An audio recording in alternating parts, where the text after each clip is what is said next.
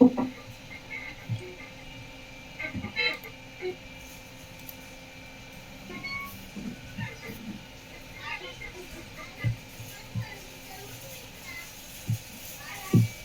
Rouble जी बोलिए। Hello. वालेकुम सलाम, बोलिए बोलिए रूबल जी, आवाज आ रही है? जी कैसे बोलिए। हो आप? एकदम बढ़िया, कैसे? अल्हम्दुलिल्लाह मैं ठीक हूँ। जी। जी। अभी लोग नहीं आया क्या? अभी आ रहे हैं, अभी जस्ट चालू आज? हुआ है, धीरे धीरे आ रहे हैं सब लोग। बोलिए, उस दिन आपको कुछ क्वेश्चन रह गया था, बताइए। वो ये क्वेश्चन आपको जो कोड दिया ना मैंने कल परसों, वो तो गाड़ी ठीक हो गया, गाड़ी ठीक हो गया। मैंने कोशिश नहीं किया थे, पर हम काबला खुल के उसको समय करके लगा फिर प्रॉब्लम सॉल्व हो गया। ओपन हार्नेस टेस्टिंग किया था क्या आपने? नहीं, मैंने ओपन हार्नेस में सिर्फ पैडल की जो वायर है वो चेक किया, वो सारे कनेक्शन ठीक है। सारे कनेक्शन ठीक है। हाँ हाँ ठीक है। अच्छा। अभी तो गाड़ी चल गाड़ी कोई दिक्कत नहीं है। ओके, जनरली ऐसा ही होता है, लेकिन अगर आपको फिर भी उसमें ये लगे ना तो हाँ आप ये कर सकते हैं, क्या कहते हैं अपना, इसको लेके कभी भी अगर डाउट लगे, मतलब समझ में नहीं आए ना, तो इसको ईसीएम को ओपन हार्नेस टेस्टिंग कर सकते हैं, सेंसर की सॉकेट की साइड, हाँ हाँ सेंसर की सॉकेट की साइड में ओपन हार्नेस टेस्टिंग कर सकते हैं, ओके आपको ओके इजी हो जाएगा। ठीक है ठीक ठीक है, है। जी अभी अभी ठीक है, अगर कोई दिक्कत है तो आपको हम दिक्कत करेंगे प्रॉब्लम के लिए। कोई प्रॉब्लम नहीं। ओके ठीक। ओके, तो मैं 5 मिनट में शुरू करूँगा। जैसे कि हमारी पहली वाली जो क्लास वाली क्लास थी, उसमें मैंने एबीएस के बारे में एक्सप्लेन किया था, आज वहीं से कंटिन्यू करेंगे। और उसी से फिर हम लोग ये भी मतलब अभी उसका मतलब डायग्नोसिस पे आ जाएंगे हम लोग, डायग्नोसिस में क्या क्या कवर हुआ है वो एक बार कवर करेंगे। ठीक है,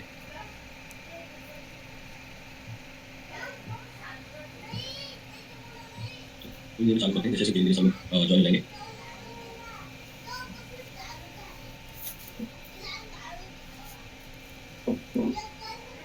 दो क्लास जो है अपने, जैसे कि आप लोगों को कंटेंट में आप लोग जाके देखते ही होंगे, तो दो क्लास जो है वो आप लोगों को मिसिंग दिखाई देती होगी, वो आपको जो है इसमें 10-15 दिन में मिल जाएगी, क्योंकि वो क्लास जो है वो जूम वाली क्लास वो आपको मिल जाएगी। ठीक है,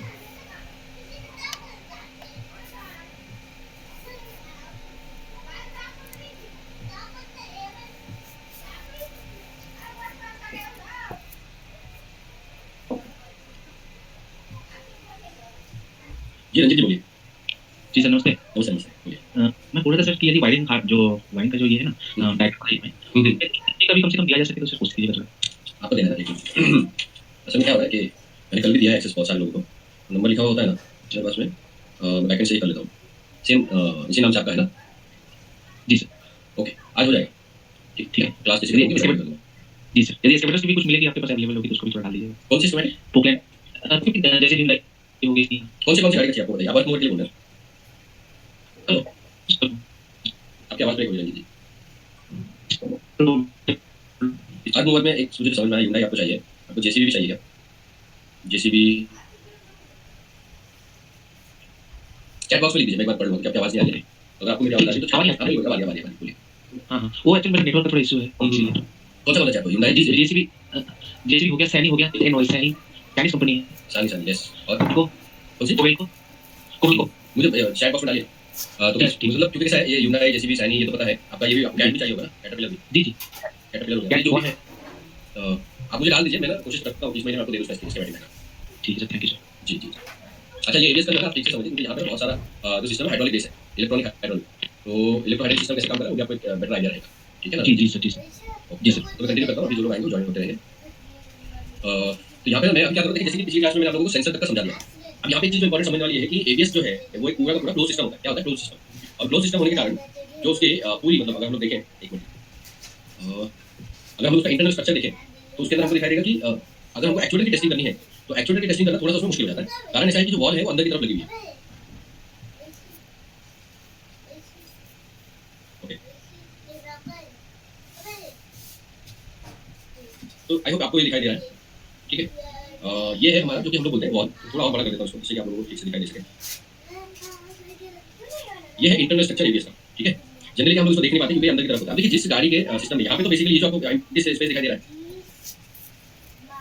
तो यहाँ पे जो आपको एम्प्टी स्पेस दिखाई दे रहा है ये वाला, यहाँ पे ट्रिगर आता है, मतलब बेसिकली वॉल आती है ऐसी। तो ये वॉल और ये जो आपको दिखाई दे रही है ना, दिस सॉलिनॉइड कॉइल, इसके इर्द गिर्द जो है आपकी ये सॉलिनॉइड कॉइल होती है। अब अगर हम लोग बोले कि सर ये चेंज कर सकते हैं क्या, या इसको रिपेयर कर सकते हैं क्या, तो जनरली क्योंकि ये बहुत ही टाइट स्पेस में और सेफ्टी के इसमें आता है, मतलब इसमें सेफ्टी बहुत ज्यादा मैटर करती है, इस वजह से इसको हम लोग रिपेयर वगैरह नहीं कर सकते हैं और ना ही रिप्लेस कर सकते हैं। ठीक है, अब एक चीज जो है वो हम लोग कर सकते हैं और वो है इसकी टेस्टिंग। और इसकी टेस्टिंग मतलब ट्रेडिशनल तरीके से नहीं कर सकते। अभी आप देखेंगे यहाँ पे देखिए 1 2 3 4 5 6 7 8 9 10 11 12, यहाँ पे कैसा है कि दो वॉल जो है वो हमारी इनलेट की वॉल होती है, जहाँ से ऑयल सॉरी आपका जो ऑयल है ब्रेक ऑयल वो अंदर आता है इनलेट की, और ये आउटलेट की वॉल होती है जिससे रिटर्न जाता है। और ये जो है हर दो वॉल जो है आपकी वो एक सिलेंडर के लिए लगाएगी, थोड़ा बड़ा वाला सिस्टम। ठीक है, अब यहाँ पे जैसे कि आप देख रहे हो, ये जब एक बार पैक हो जाएगा, अगर आपने स्क्रू दिया है तब तो ठीक है कि आप लोग इसको खोल के देख सकते हैं। थोड़ा सर्विस वगैरह करना है, जैसे कि ऑयल कई बार जो है खराब हो जाता है, कस्टमर को चेंज नहीं करता ब्रेक ऑयल, तो इसकी वजह से ये जो वॉल्व है जाम हो जाती है, क्योंकि यहाँ पे ऑयल के प्रेशर को मेंटेन किया जा रहा है। ये सारा जो अगर आप करना चाहो तो आप कर सकते हो, वो हो गया आपका मैकेनिकल सर्विस, ठीक है। लेकिन अगर आप बोलेंगे कि मेरा मैकेनिकल सर्विस, अगर आप बोलेंगे कि सर मैं इसको चेक कर लूं, जैसे कि हम लोग दूसरे एक्चुएटर को चेक कर रहे हैं, जैसे पुरानी क्लासेस में मैंने बताया हूं कि हम लोग 2 वायर होता है एक्चुएटर के, हमको पता करना होता है कि नेगेटिव ऑपरेट है या पॉजिटिव ऑपरेट है, ठीक है। तो वो जनरली ना यहाँ पे हम लोग एक्चुअली में कर नहीं सकते हैं। उसका रीजन क्या है, क्योंकि पूरा पूरा सर्किट जो है ना वो यहाँ पर होता है, और इंटरनली ये जो आप देख रहे हो ये है इसका मदरबोर्ड या फिर ईसीयू जिसको हम लोग बोलते हैं, ईसीयू, ठीक है। ये ईसीयू ही इसको कंट्रोल कर रहा होता है पूरी तरह से, एंड यही कारण से हम लोग जो है ना इसको अलग से एक्चुएट करके, मतलब सॉरी टेस्ट करके कि भाई वायर में वोल्टेज देख ले कि इससे जब आया तो आ जाएगा, ये कहीं से होगा, मतलब ये पूरा सर्किट है पीछे इस तरह से, और सॉलिनॉइड जो है ना यहाँ से ऑपरेट हो रही है पूरे सर्किट के अंदर से, ठीक है। यही कारण से ये वाली जो टेस्टिंग है हमारी, मतलब जिसको हम लोग ऊपर हार्नेस टेस्टिंग करते हैं, वो यहाँ पे फेल हो जाती है, ठीक है। जी उस्मान भाई बोलिए।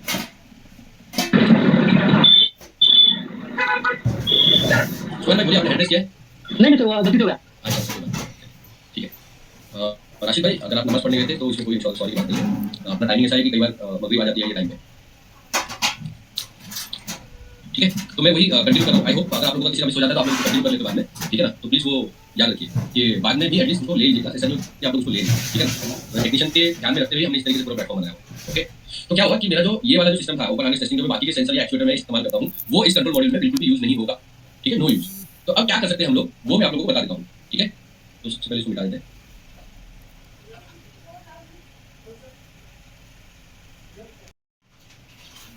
अभी हालांकि मैं इसका प्रैक्टिकल वीडियो बनाऊंगा, तो आप लोग बस याद रखिए, लेकिन जब तक मैं वीडियो नहीं बना रहा हूँ तब तक अगर आपको चेक करना हो और आपके पास में कोई गाड़ी आए, तो देखिए क्या होता है, प्रॉब्लम दो तरीके की होती है हमेशा। अगर आपका इलेक्ट्रोमैकेनिकल सिस्टम है तो यहाँ पे दो चीजें काम कर रही है साथ में।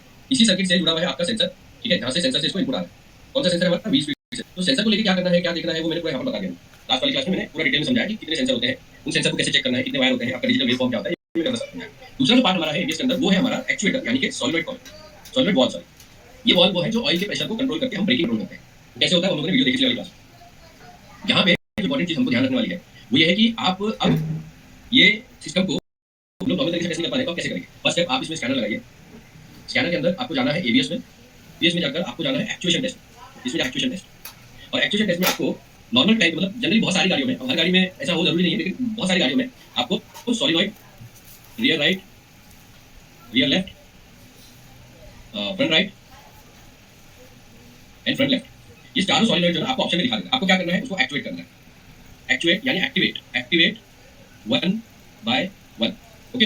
ये है, अगर जब तक मतलब मैं प्रैक्टिकल का बना रहा हूं तब तक अगर आप लोग के पास गाड़ी है तो ये याद रखिए, ठीक है। दो तरीका होता है, सेंसर वाली फॉल्ट है, सेंसर वाली प्रॉब्लम है, तो हमको क्या हो जाएगा, व्हील स्पीड सेंसर का फॉल्ट आएगा। इसका व्हील स्पीड सेंसर, और वो बताता है कौन सा है, रियर राइट है, रियर लेफ्ट है, फ्रंट राइट है, फ्रंट लेफ्ट है, जो भी है वो यहाँ पे बताता है स्कैनर के अंदर। तो ये तो क्लियर हो गया कि ये वाली प्रॉब्लम है। अब इसके बाद में समझ लीजिए कि कस्टमर की कंप्लेंट आपकी है कि भाई पैडल जो है ना मतलब पूरा प्रेस नहीं होगा। उस केस में क्या हो सकता है कि आपकी पंप की प्रॉब्लम भी हो सकती है, पंप के साथ साथ सॉलिनॉइड की प्रॉब्लम भी हो सकती है, करेक्ट है। तो ऐसे में हम लोगों को जब चेक करना होता है ना, तो क्या चेक करना होगा, सॉलिनॉइड अगर आप चेक कर रहे हो, सॉलिनॉइड आप 1 by 1 चेक करोगे, 1 by 1 सॉलिनॉइड चेक कर लीजिए। पांचवा आपको क्या करना होगा, पंप को एक्चुएट करके देखना होगा। पंप का जो सर्किट है कंप्लीट अलग होता है, यानी कि आपका जो एबीएस का कंट्रोल मॉड्यूल है वो पंप को एक्टिवेट होने के लिए आपको कमांड देगा। अगर पंप यहाँ पे चलने लगा, दैट मींस कि आपका पंप भी ओके और सॉलिनॉइड भी ओके। अब इस केस में क्या प्रॉब्लम होगी, इस केस में आपका जो एबीएस का कंट्रोल यूनिट है वो ही प्रॉब्लम में होता है, ठीक है। तो याद रखिए, यहाँ पे एबीएस के एक्चुएशन साइड पे यानी एक्चुएटर साइड पे टेस्टिंग करने के लिए हमको जरूरी होता है क्या, स्कैनर। और स्कैनर में बहुत ही अच्छी तरह से टेस्ट हो जाता है पूरा का पूरा एबीएस सिस्टम। और ये आप चीज याद रखिए, ठीक है ना। यहाँ पे आके हो जाता है हमारा एबीएस का, अगर हम लोग जो समझे कि एबीएस के बारे में जो समझना और डायग्नोस करना है वो यहाँ पे खत्म हो जाता है, क्योंकि एबीएस बहुत ही सिंपल सिस्टम होता है। अगर मैं पूरे एबीएस की बात करूँ तो एबीएस एक बहुत सिंपल सिस्टम। इसके अंदर आता है एक आपका एबीएस का control unit, 4 wheel speed sensor, ठीक है। इसके बाद आता है आपका 4 wheel speed sensor, ABS control unit, आपका हाइड्रोलिक पंप, और फिर उसके अंदर जो आपकी सॉलिनॉइड्स होती है जो एक्चुएटर की तरह काम करती है, ठीक है ना। 4 सॉलिनॉइड ये वाली आ जाती है और 2 सॉलिनॉइड आ जाएंगे आपकी इंटेग्रल वाली, ठीक है। इतना सा सिंपल सिस्टम है। तो अगर आप इस सारे को चेक कर पाते हैं तो आपको एक्यूरेटली बता पाओगे प्रॉब्लम कहां पर है। ज्यादातर जो प्रॉब्लम है वो स्पीड सेंसर की आती है, लेकिन कंट्रोल यूनिट की प्रॉब्लम आती है। कंट्रोल यूनिट की प्रॉब्लम पता लगाने के लिए आपको एक्चुएशन टेस्ट करना जरूरी है। इसी के साथ साथ एक चीज और याद रखिए कि कंट्रोल यूनिट जो होता है हमारा, जैसे कि एबीएस है, तो एबीएस को जो 12 वोल्ट सप्लाई मिलती है ना, उसका फ्यूज जरूर होता है।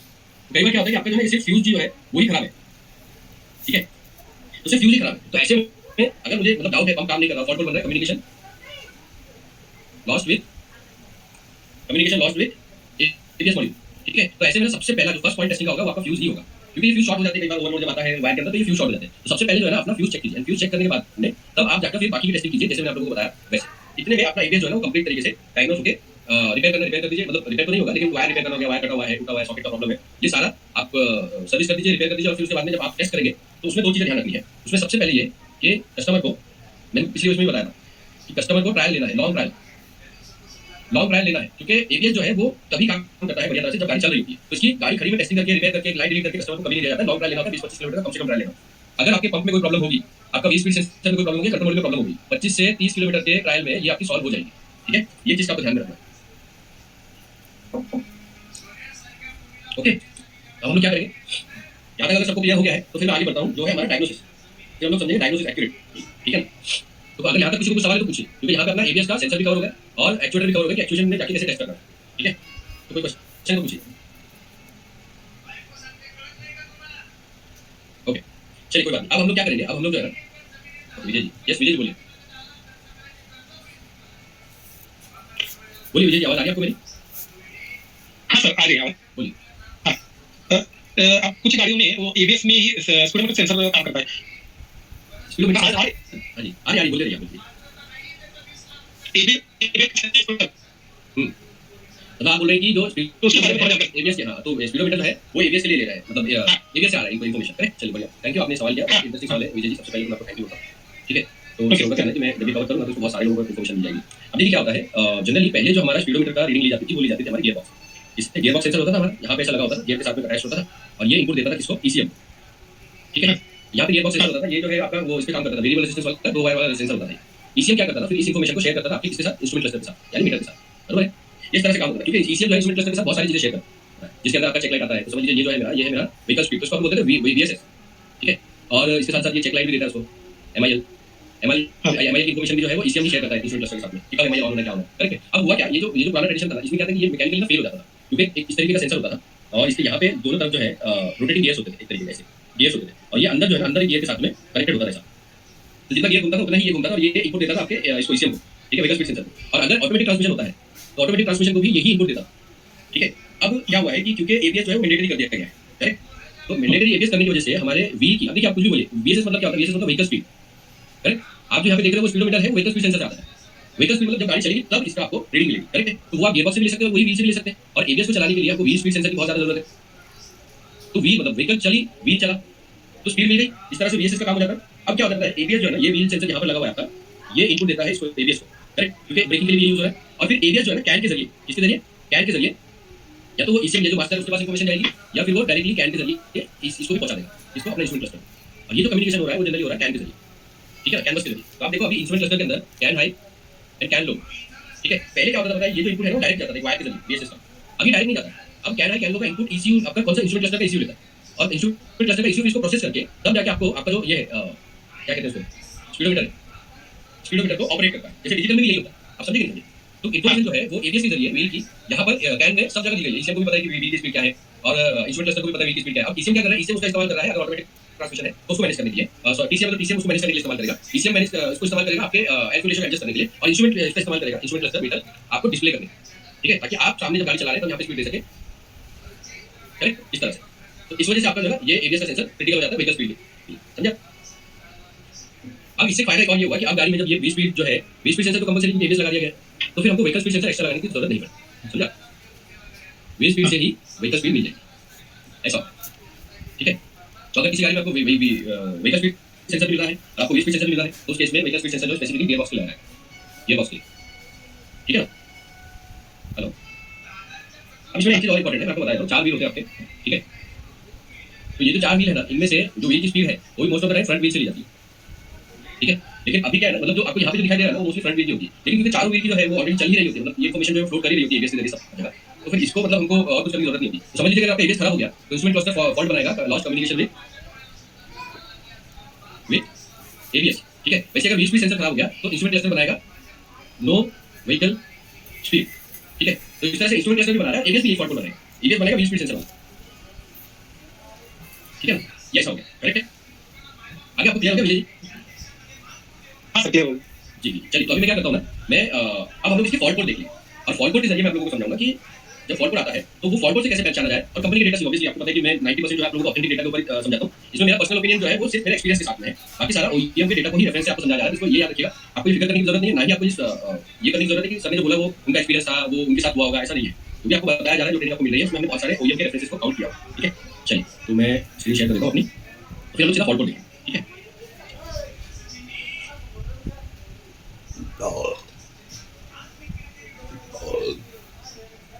तो ये जो आप देख रहे हो ये मारुति का बेसिकली ये एबीएस का सर्किट। तो आपने जो अभी सवाल किया था विजय जी, ये सब कॉस्ट में है।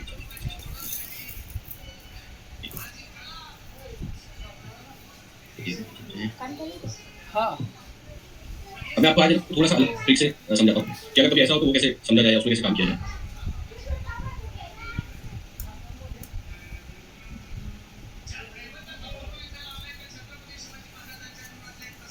दो मिनट दीजिए, मैं अभी निकाल देता हूँ।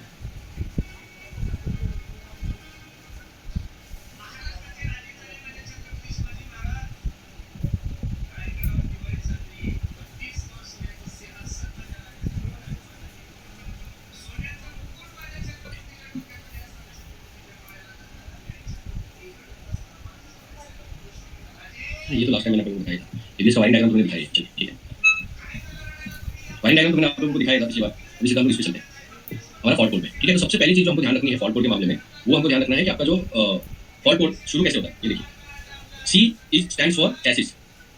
ठीक है, यहाँ पे आगे जीरो जो है वो दिखाता है ये जेनेरिक फॉल्ट कोड है। कौन सा फॉल्ट कोड है? जेनेरिक। अब तीसरा जो जीरो है ना वो अब डिपेंड करता है कि ये किस लिए लगाया गया है। यहाँ से देखो P C001009, तो आपका फ्रंट इनलेट वॉल इसका एरर है। ठीक है, तो सिंपल सा एरर आ गया, वॉल का फॉल्ट है। अब यहाँ पे फ्रंट लेफ्ट इनलेट वॉल, तो इसका मतलब क्या है, यहाँ पे दो वॉल है हर एक इसके लिए व्हील के लिए, तो front left outlet wall and inlet valve, तो दो वॉल है। इसलिए फॉल्ट कोड भी देखो आपका 10 एंड 11, यहाँ पे भी आपका आउटलेट हो गया और 10 आपका जो है वो इनलेट के लिए हो गया। अब हम लोग देख लेते हैं कि इसमें कंपनी का क्या कहना है, इसमें क्या करना चाहिए। ठीक है, मैं सीधा जंप करता हूँ। देखिए मैं यहाँ पर आ गया। अब यहाँ पे देखिए कंपनी क्या कह रही है, एबीएस सिस्टम यूजेस 8 सॉलिनॉइड। तो यहाँ पे ये वाला जो हमारा एबीएस है इसमें 8 सॉलिनॉइड है। ठीक है, 8 solenoid coils to control 8 hydraulic valves. मैंने अभी दिखाया आप लोगों को सॉलिनॉइड किस तरह दिखाई, पंप मोटर। तो अगर pump motor return flow pump error, तो ये रिटर्न फ्लो का पंप एरर दिखा रहा है। इसमें देखिए क्या बोलता है कंपनी। अगेन यहाँ पे फंक्शनिंग नॉर्मली यहाँ पे देखो क्या लिखा है, ABS 9 voltage if any of the below condition is detected by the ABS issue. ये फॉल्ट कोड कब आएगा, जब नीचे का कोई भी एक सिस्टम काम नहीं कर रहा है। ओके, ये फॉल्ट कोड आप लोग चाहो तो लिख सकते हो, कोई दिक्कत नहीं है। C0020। ठीक है, यहाँ पे एक चीज इंपॉर्टेंट देखने वाली कि ये बोल रहा है कि फॉल्ट कोड कब आ रहा है। ये फॉल्ट कोड आ रहा है तब जब pump motor relay actuation detected during hydraulic off test. तो जब हाइड्रोलिक को ऑफ करना था, ऑफ टेस्ट के टाइम पे आपका रिले एक्टिवेट हुआ, रिले एक्टिवेट होने से फॉल्ट कोड बना है। अगर ऐसा हुआ है तो ये फॉल्ट कोड आएगा, मतलब डीटी से आएगा। Motor actuation request not detected, इसका मतलब कि मोटर को आपके एक्चुएट होने का रिक्वेस्ट ही नहीं मिला है। Motor actuated but no motor speed detected. तो मोटर को एक्चुएट हुआ है लेकिन मोटर मतलब एक्चुएट का कमांड मिला है, लेकिन उसने स्पीड यानी कि किसी तरीके का रिएक्शन नहीं दिया है। तो ये जो रिटर्न फ्लो आप देख रहे हो ना, ये रिटर्न फ्लो का मतलब क्या होता है कि ईसीयू को, यहाँ पे जो है आपका ईसीयू है, इसको इन्फॉर्मेशन चाहिए होती है कि जब मैंने कमांड दिया ऑन होने के लिए तो ऑन हुआ या नहीं हुआ। तो यहाँ पे ये तीन कंडीशन दिखा रहा है, जिसमें बोला है कि कंडीशन दी गई लेकिन काम नहीं कर रही। अभी देखिए जब भी आपकी वॉल वगैरह की एरर आती है ना, एबीएस के पूरे सिस्टम के अंदर, ESP एबीएस के पूरे सिस्टम के अंदर एक चीज याद रखिएगा, एक छोटा सा एरर भी पूरे पूरे सिस्टम को डिसेबल कर देता है। अब डिसेबल करने का मतलब क्या है कि आप सोचेंगे कि क्या मेरा ब्रेकिंग होना बंद हो जाएगा, तो ऐसा नहीं है। ब्रेकिंग होना बंद होगा ऐसा जरूरी नहीं है। आपका जो एबीएस है वो बंद हो जाएगा और मैनुअल ब्रेकिंग शुरू हो जाएगी, यानी कि एंटी लॉक ब्रेकिंग खत्म हो जाएगा, ब्रेकिंग चालू रहेगी। ठीक है, यहाँ पे देखिए सेम वही हो रहा है, एबीएस बंद है हमारा, टीसीएस बंद है, ESP बंद है, जितने भी सिस्टम हमारे एबीएस से रिलेटेड कनेक्टेड है वो सब इस पर बंद है। तो मैं आगे बताऊंगा कि ESP क्या होता है, टीसीएस क्या होता है, कंट्रोलिंग किस तरह से होती है। पर ये याद रखिएगा ये सारा जो सिस्टम है, ये सिस्टम की वर्किंग प्रिंसिपल पूरा अलग होता है, लेकिन ये काम एक ही जगह से करते हैं। यानी पंप होता है, जैसे मैंने बताया कंपोनेंट 20 सेंसर होते हैं। आपका कुछ सिस्टम के अंदर कुछ नए सेंसर भी ऐड हो जाते हैं, तो वो भी आपको यहाँ पे देखने के लिए मिल जाएगा। ठीक है ना, एक आपका कंट्रोल मॉड्यूल होता है। तो ये जो मैं आपको दिखा रहा हूँ महिंद्रा का है, इसका है एक्सपीरिमेंट का। तो ये देखिए ये क्या बोल रहा है, पंप मोटर का जो है 13 नंबर के इस पे आपके पंप मोटर का ग्राउंड आ रहा है और ये आपका इश्यू का कॉइल ग्राउंड आ रहा है। ये दोनों चेक करने के लिए बोला है सर्किट में। ये देखिए उसने बता दिया कि कहाँ पे सर्किट लगा हुआ है, ये भी दिखा दिया आपको G5 एक और 13 सप्लाई ग्राउंड, ये आपका सप्लाई और ये आपका ग्राउंड, ये दोनों चेक करने के लिए बोल रहा है। अगर ये भी है रिजल्टेड प्रॉब्लम देखो, diagnostic procedure check the ground terminal for proper treatment, ये नॉर्मल है और ये आपको आगे लेके जाता है। यहाँ पे थोड़ा सा हम लोग का इंटरेस्टिंग होता है। ये देखिए इग्निशन ऑफ एबीएस का कनेक्टर को डिस्कनेक्ट कीजिए और ग्राउंड कनेक्टर को भी डिस्कनेक्ट कीजिए। ठीक है, तो हमने क्या किया हुआ है, यहाँ पे एबीएस का आर्मिस को हटा दिया और बैटरी के नेगेटिव टर्मिनल को भी हटा दिया। देखिए अब आप लोगों को आपके सामने है कि कभी भी कंपनी दोनों वायर निकालने के लिए नहीं बोलती, तो क्यों नहीं बोलती उसका रीजन ये है। तो ये आप हटा दीजिए, ये भी हमने रिमूव कर दिया। इसके बाद क्या बोल रहा है, रेजिस्टेंस चेक करो, 13 नंबर का पिन एबीएस का और ये इलेक्ट्रॉनिक कंट्रोल का 11 नंबर का, और ग्राउंड जो है ये आपका बॉडी ग्राउंड है। ठीक है ना, तो इसमें रेजिस्टेंस चेक करना होगा। रेजिस्टेंस क्या होना चाहिए, लेस देन 1 ओम, 1 ओम से कम होना चाहिए। तो अगर ये ओके है तो यहाँ पे दो कंडीशन आती है जब भी ट्रबल शूट आप देखेंगे। अगर ओके है तो सस्पेक्ट इश्यू, मतलब उसका जो इश्यू है उसका malfunction, replace the issue, new one and check for any DTC. अगर आपको रेजिस्टेंस हाई मिलता है तो ये तो है कि रेजिस्टेंस ओके मिला, लेकिन अगर रेजिस्टेंस हाई मिलता है यानी 10 ओम्स मिलता है, 20 ओम्स मिलता है, तो उस केस में क्या होगा, examine the open circuit in the ESU ground. ESU ground का मतलब क्या है कि वो बोल रहा है कि ये जो ग्राउंड का पूरा सिस्टम है इसमें कहीं ना कहीं ओपन सर्किट है। ठीक है, ओपन सर्किट या short circuit, replace the wiring harness, clear the DTC and C. आगे चला गया अपना pump motor return flow pump supply. तो ये जो है ये है पंप सप्लाई वाला और ये है हमारा पंप एरर, तो ये ग्राउंड वाला एरर है। ठीक है, ये जो है ये हमारा ग्राउंड वाला है, तो ये आपको याद रखना है। करेक्ट, तो ये वाले फॉल्ट में आप देखो तो अपने को ग्राउंड चेक करना पड़ रहा है क्योंकि रिटर्न फ्लो का एरर दिखा रहा है। तो दोनों जो है आपका पंप मोटर ग्राउंड और कॉइल ग्राउंड, ये दोनों में ग्राउंड आप चेक कर लीजिए। 13 नंबर का जो पिन है वो यहाँ पर बॉडी पे गया हुआ है। ये जो केबल है उसके अंदर रेजिस्टेंस चेक करने के लिए बोला। अगर रेजिस्टेंस आपको नॉट ओके मिलता है तो उस केस में आपको क्या करना होगा, सिंपली आपको ये वायरिंग हार्नेस चेंज करना होगा। ठीक है, चेंज करके आपकी प्रॉब्लम सॉल्व। ये डीडीसी इस तरह से काम करती है। ओके, मैं यहाँ पे ईएसपी वाले फॉल्ट को नहीं लूंगा फिलहाल के लिए, मैं सिर्फ एबीएस वाले फॉल्ट को लूंगा, ठीक है ना।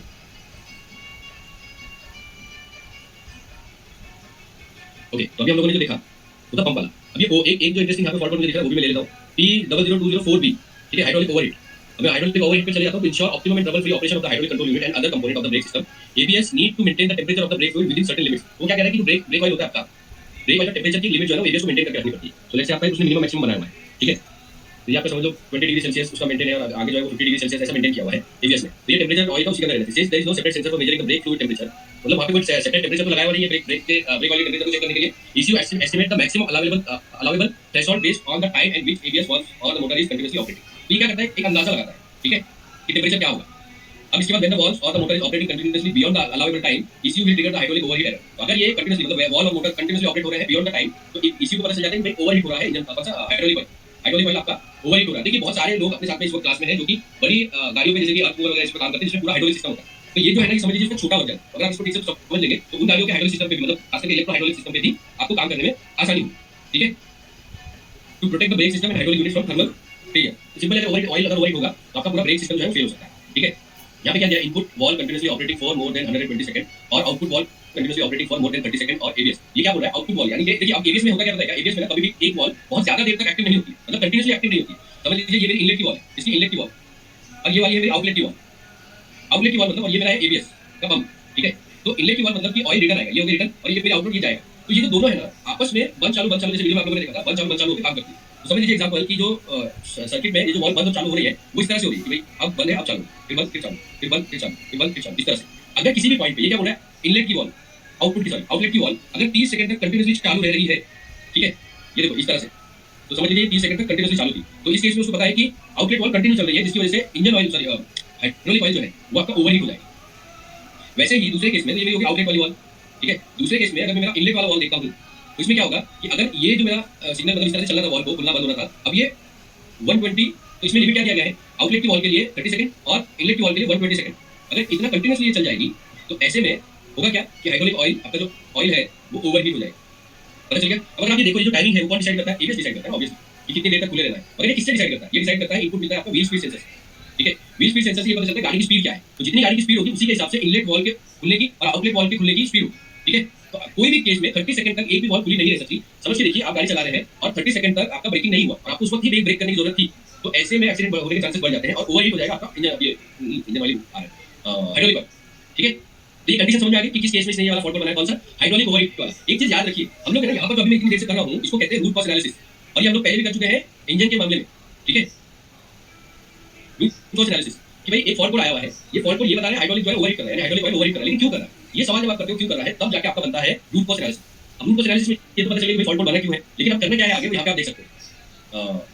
जिसने वो बोला drive the vehicle for few kilometre in normal driving and road condition, turn ignition off and on, wait for 30 second, check DTC clear, verify if the DTC still present, carry out battery reset, try to clear the DTC, replay अगर ये clear नहीं हुआ फिर भी उसके बाद में replace the ABS unit, if C20 मतलब अगर फॉल्ट कोड डिलीट नहीं हो रहा तो रिप्लेस कर दो, repeat the DTC checking procedure, verify the whether error code is. यहाँ पे एक चीज जो बहुत इंपॉर्टेंट यहाँ पे हमको मिली वो ये कि इस वाले फॉल्ट कोड आने पे हमको गाड़ी को ना एक बार कुछ किलोमीटर तक, जो कि मेरा सिंपल सिस्टम है 20 से 25 किलोमीटर तक आप इसको चला के देखिए, ठीक है, 20-25 किलोमीटर तक चला के देखिए हर कंडीशन। ये क्या बोल रहा है देखो, driving, normal driving and road condition. एक होता है कि आप नॉर्मल स्पीड पे चला रहे हैं हाईवे पे या नॉर्मल रोड पे चला रहे हैं, एक होता है कि आप रोड कंडीशन के हिसाब से चला रहे हैं, जहाँ पे आपका स्पीड ब्रेकर आपने ब्रेक भी मारा है, स्पीड में आपने ब्रेक भी मारा है, इस तरह से आप चला के देखिए। क्योंकि कई बार क्या होता है पता है क्या, सिर्फ पंप का जो ऑयल है ना वो ऑयल ही कई बार जो है वो मैल फंक्शन होता है, यानी कि आपका किसी वजह से कहीं पे ऑयल के अंदर डेब्री वगैरह आ गया है ना, तो ये कंडीशन देने पर वो थोड़ा बहुत इधर उधर हो जाएगा, जिसकी वजह से आपका ऑपरेशन ठीक हो जाएगा। लेकिन अगर उसके बाद भी ठीक नहीं होता है तो फिर अपने को पंप जो है वो चेंज करना पड़ेगा। इस मामले में ये ऐसा बोल रहा है, ठीक है। लेकिन सबसे पहले याद रखिए हमको इसके पहले भी, क्योंकि इनलेट वॉल्व और इसका तरीका भी मैं आपको बताता हूँ, इनलेट वॉल्व और आउटलेट वॉल्व इसको हम लोग एक्चुएट करके भी देख सकते हैं।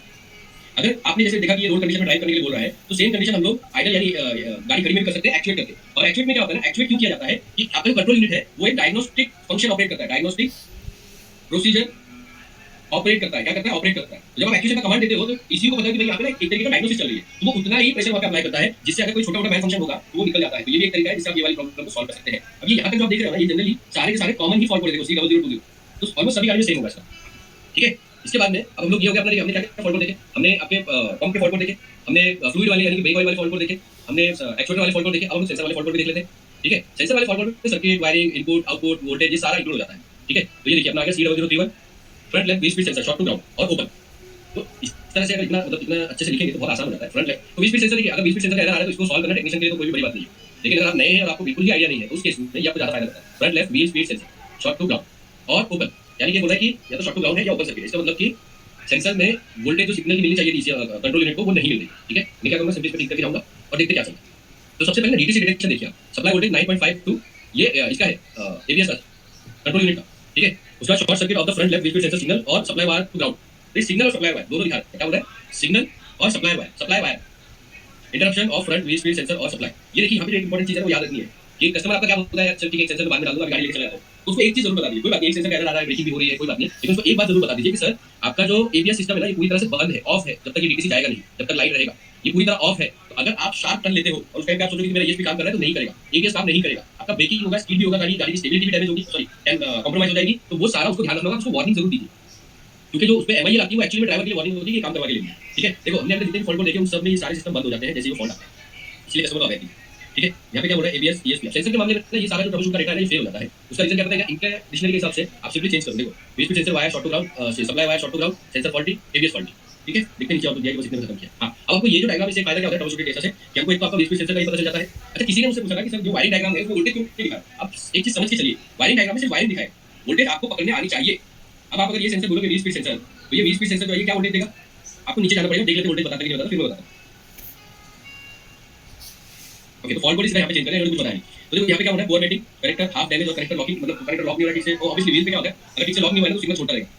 लूजन connector terminal not fully seated, यानी पूरी तरह लगा नहीं है, damage of harness terminal, damage of harness terminal, connector been separated from wire, यानी कनेक्टर का जो पिन है सेपरेट हो गया वायर से। Corrosion on pin contact pin points, यानी कि आपका जो है कहीं पे रस्ट लगा हुआ है, ऑक्सीडेशन है। अगेन वो सेम जो आप अगर देखो तो जो किसी भी सर्किट में प्रॉब्लम पॉसिबिलिटी बनती है वो सेम इसमें भी बन रही है। अब ये जो पूरा पूरा ट्रबल शूट डेटा है वो वोल्टेज नहीं बता रहा है, तो हम क्या करेंगे, हमने ऑलरेडी इसके ऊपर क्लास पहले लिया हुआ है, उस क्लास में हमने बताया कि जो स्पीड सेंसर है वो क्या बताता है, स्पीड सेंसर क्या वोल्टेज देंगे।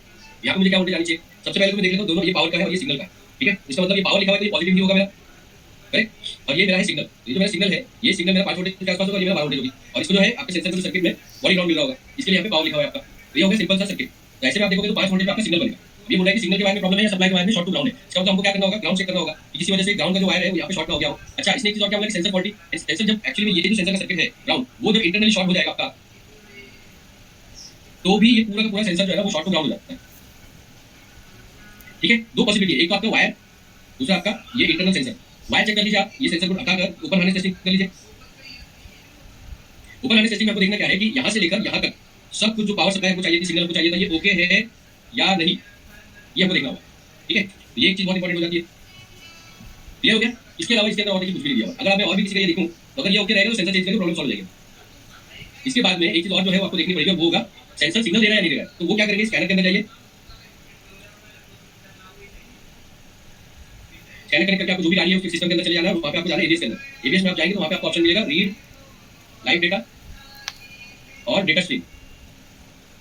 ठीक है, ये आपको ऑप्शन मिलेगा, इसके अंदर आपको जाना है, आपको व्हील स्पीड सेंसर चारों सेलेक्ट करने, 1 बाय 1, 1 2 3 एंड 4 चारों सेलेक्ट करने और चारों को ड्राइव करना है। क्या करना है, नेक्स्ट स्टेप हमारा क्या होगा, ड्राइव द व्हीकल, गाड़ी को चलाइए। और चलाने के बाद में आप ये देखोगे कि कितनी स्पीड उसकी चारों में मैच कर रही है कि नहीं कर रही। तो लेट्स से एग्जांपल समझा दूं मैं आपको, जो हमारा एक है, मैं 1 2 3 4 लिख रहा हूं इजी समझने के लिए। समझ लीजिए एग्जांपल के तौर पे मैं गाड़ी चला रहा हूं, मेरी 40 की स्पीड है, तो यहाँ पे 40 किलोमीटर आ रहा है मुझे, यहाँ पे 40 किलोमीटर आ रहा है, लेकिन यहाँ पे मुझे 20 किलोमीटर आ रहा है। ये मैंने कल भी बताया था, मतलब पिछली वाली क्लास में मैंने बताया, यहाँ पे 40 किलोमीटर आ रहा है। तो ऐसे में यहाँ पे सिग्नल आ रहा है लेकिन रॉन्ग आ रहा है और कंटीन्यूअसली चेंज भी हो रहा है। ठीक है, तो जब ये इस तरह से चेंज हो रहा है, जब ये इस तरह से चेंज हो रहा है तो होगा क्या कि ये प्रॉब्लम हमारी मैकेनिकल भी हो सकती है। और इसके ऊपर जो है ना मैकेनिक, मतलब इसका ध्यान जल्दी जाता नहीं है, तो ये मैकेनिकल प्रॉब्लम भी हो सकती है। सेंसर चेंज करने से पहले मैकेनिकल प्रॉब्लम है या नहीं वो आइडेंटिफाई करना। ठीक है, ये है आपका सेंसर रिलेटेड कोई भी सेंसर हो। अगर मैं इसमें दूसरा भी देखूं तो कंपनी जनरली इसी तरीके से कवर करेगी चारों सेंसर। देखिए अगेन सेम आपका front left wheel speed sensor short to another, front left wheel speed sensor proximity, front right wheel speed sensor short to ground, ये शॉर्ट टू बैटरी है, short to ground और open, front right speed same आ रहा है। मैं ये वाला लेता हूं शॉर्ट टू अनदर। ये शॉर्ट टू अनदर में क्या दिखाता है, radiation this fault is logged when the front wheel sensor signal line is shorted to another wheel speed sensor signal. Okay, तो ये दूसरे सिग्नल के साथ में जब कनेक्ट हो जा रहा है उस टाइम पे एरर बना रहा है। ठीक है ना,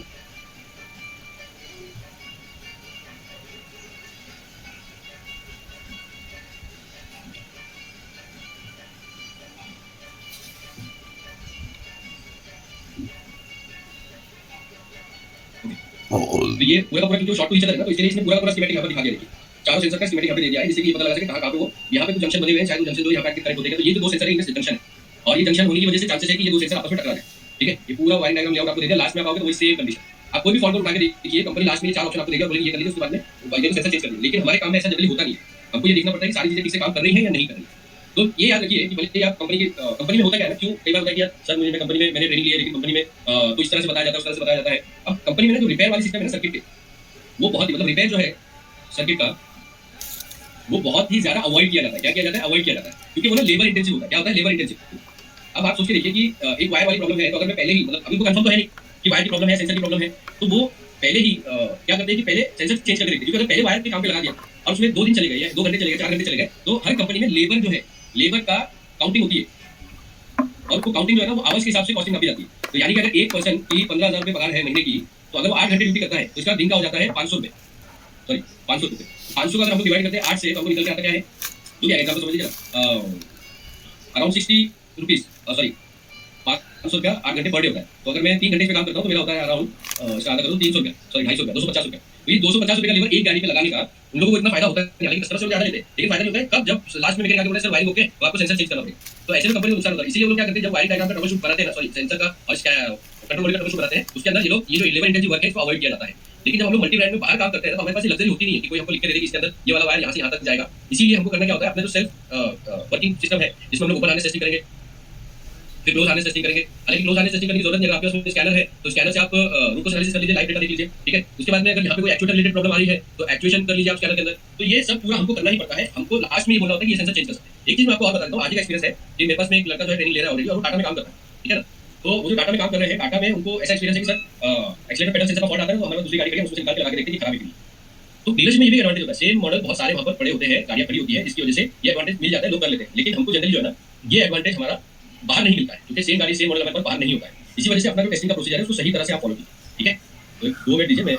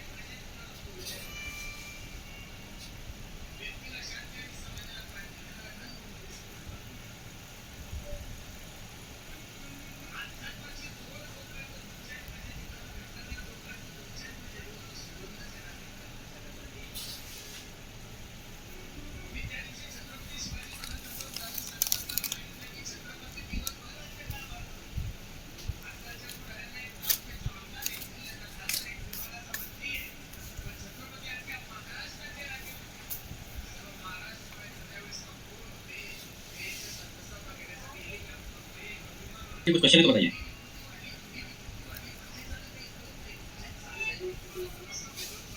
अगर आपके किसी क्वेश्चन है तो पूछिए।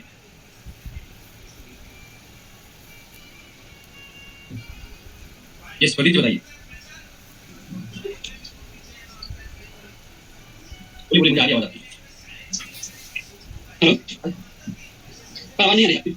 मुझे आ रही आपकी आवाज, आप बताइए।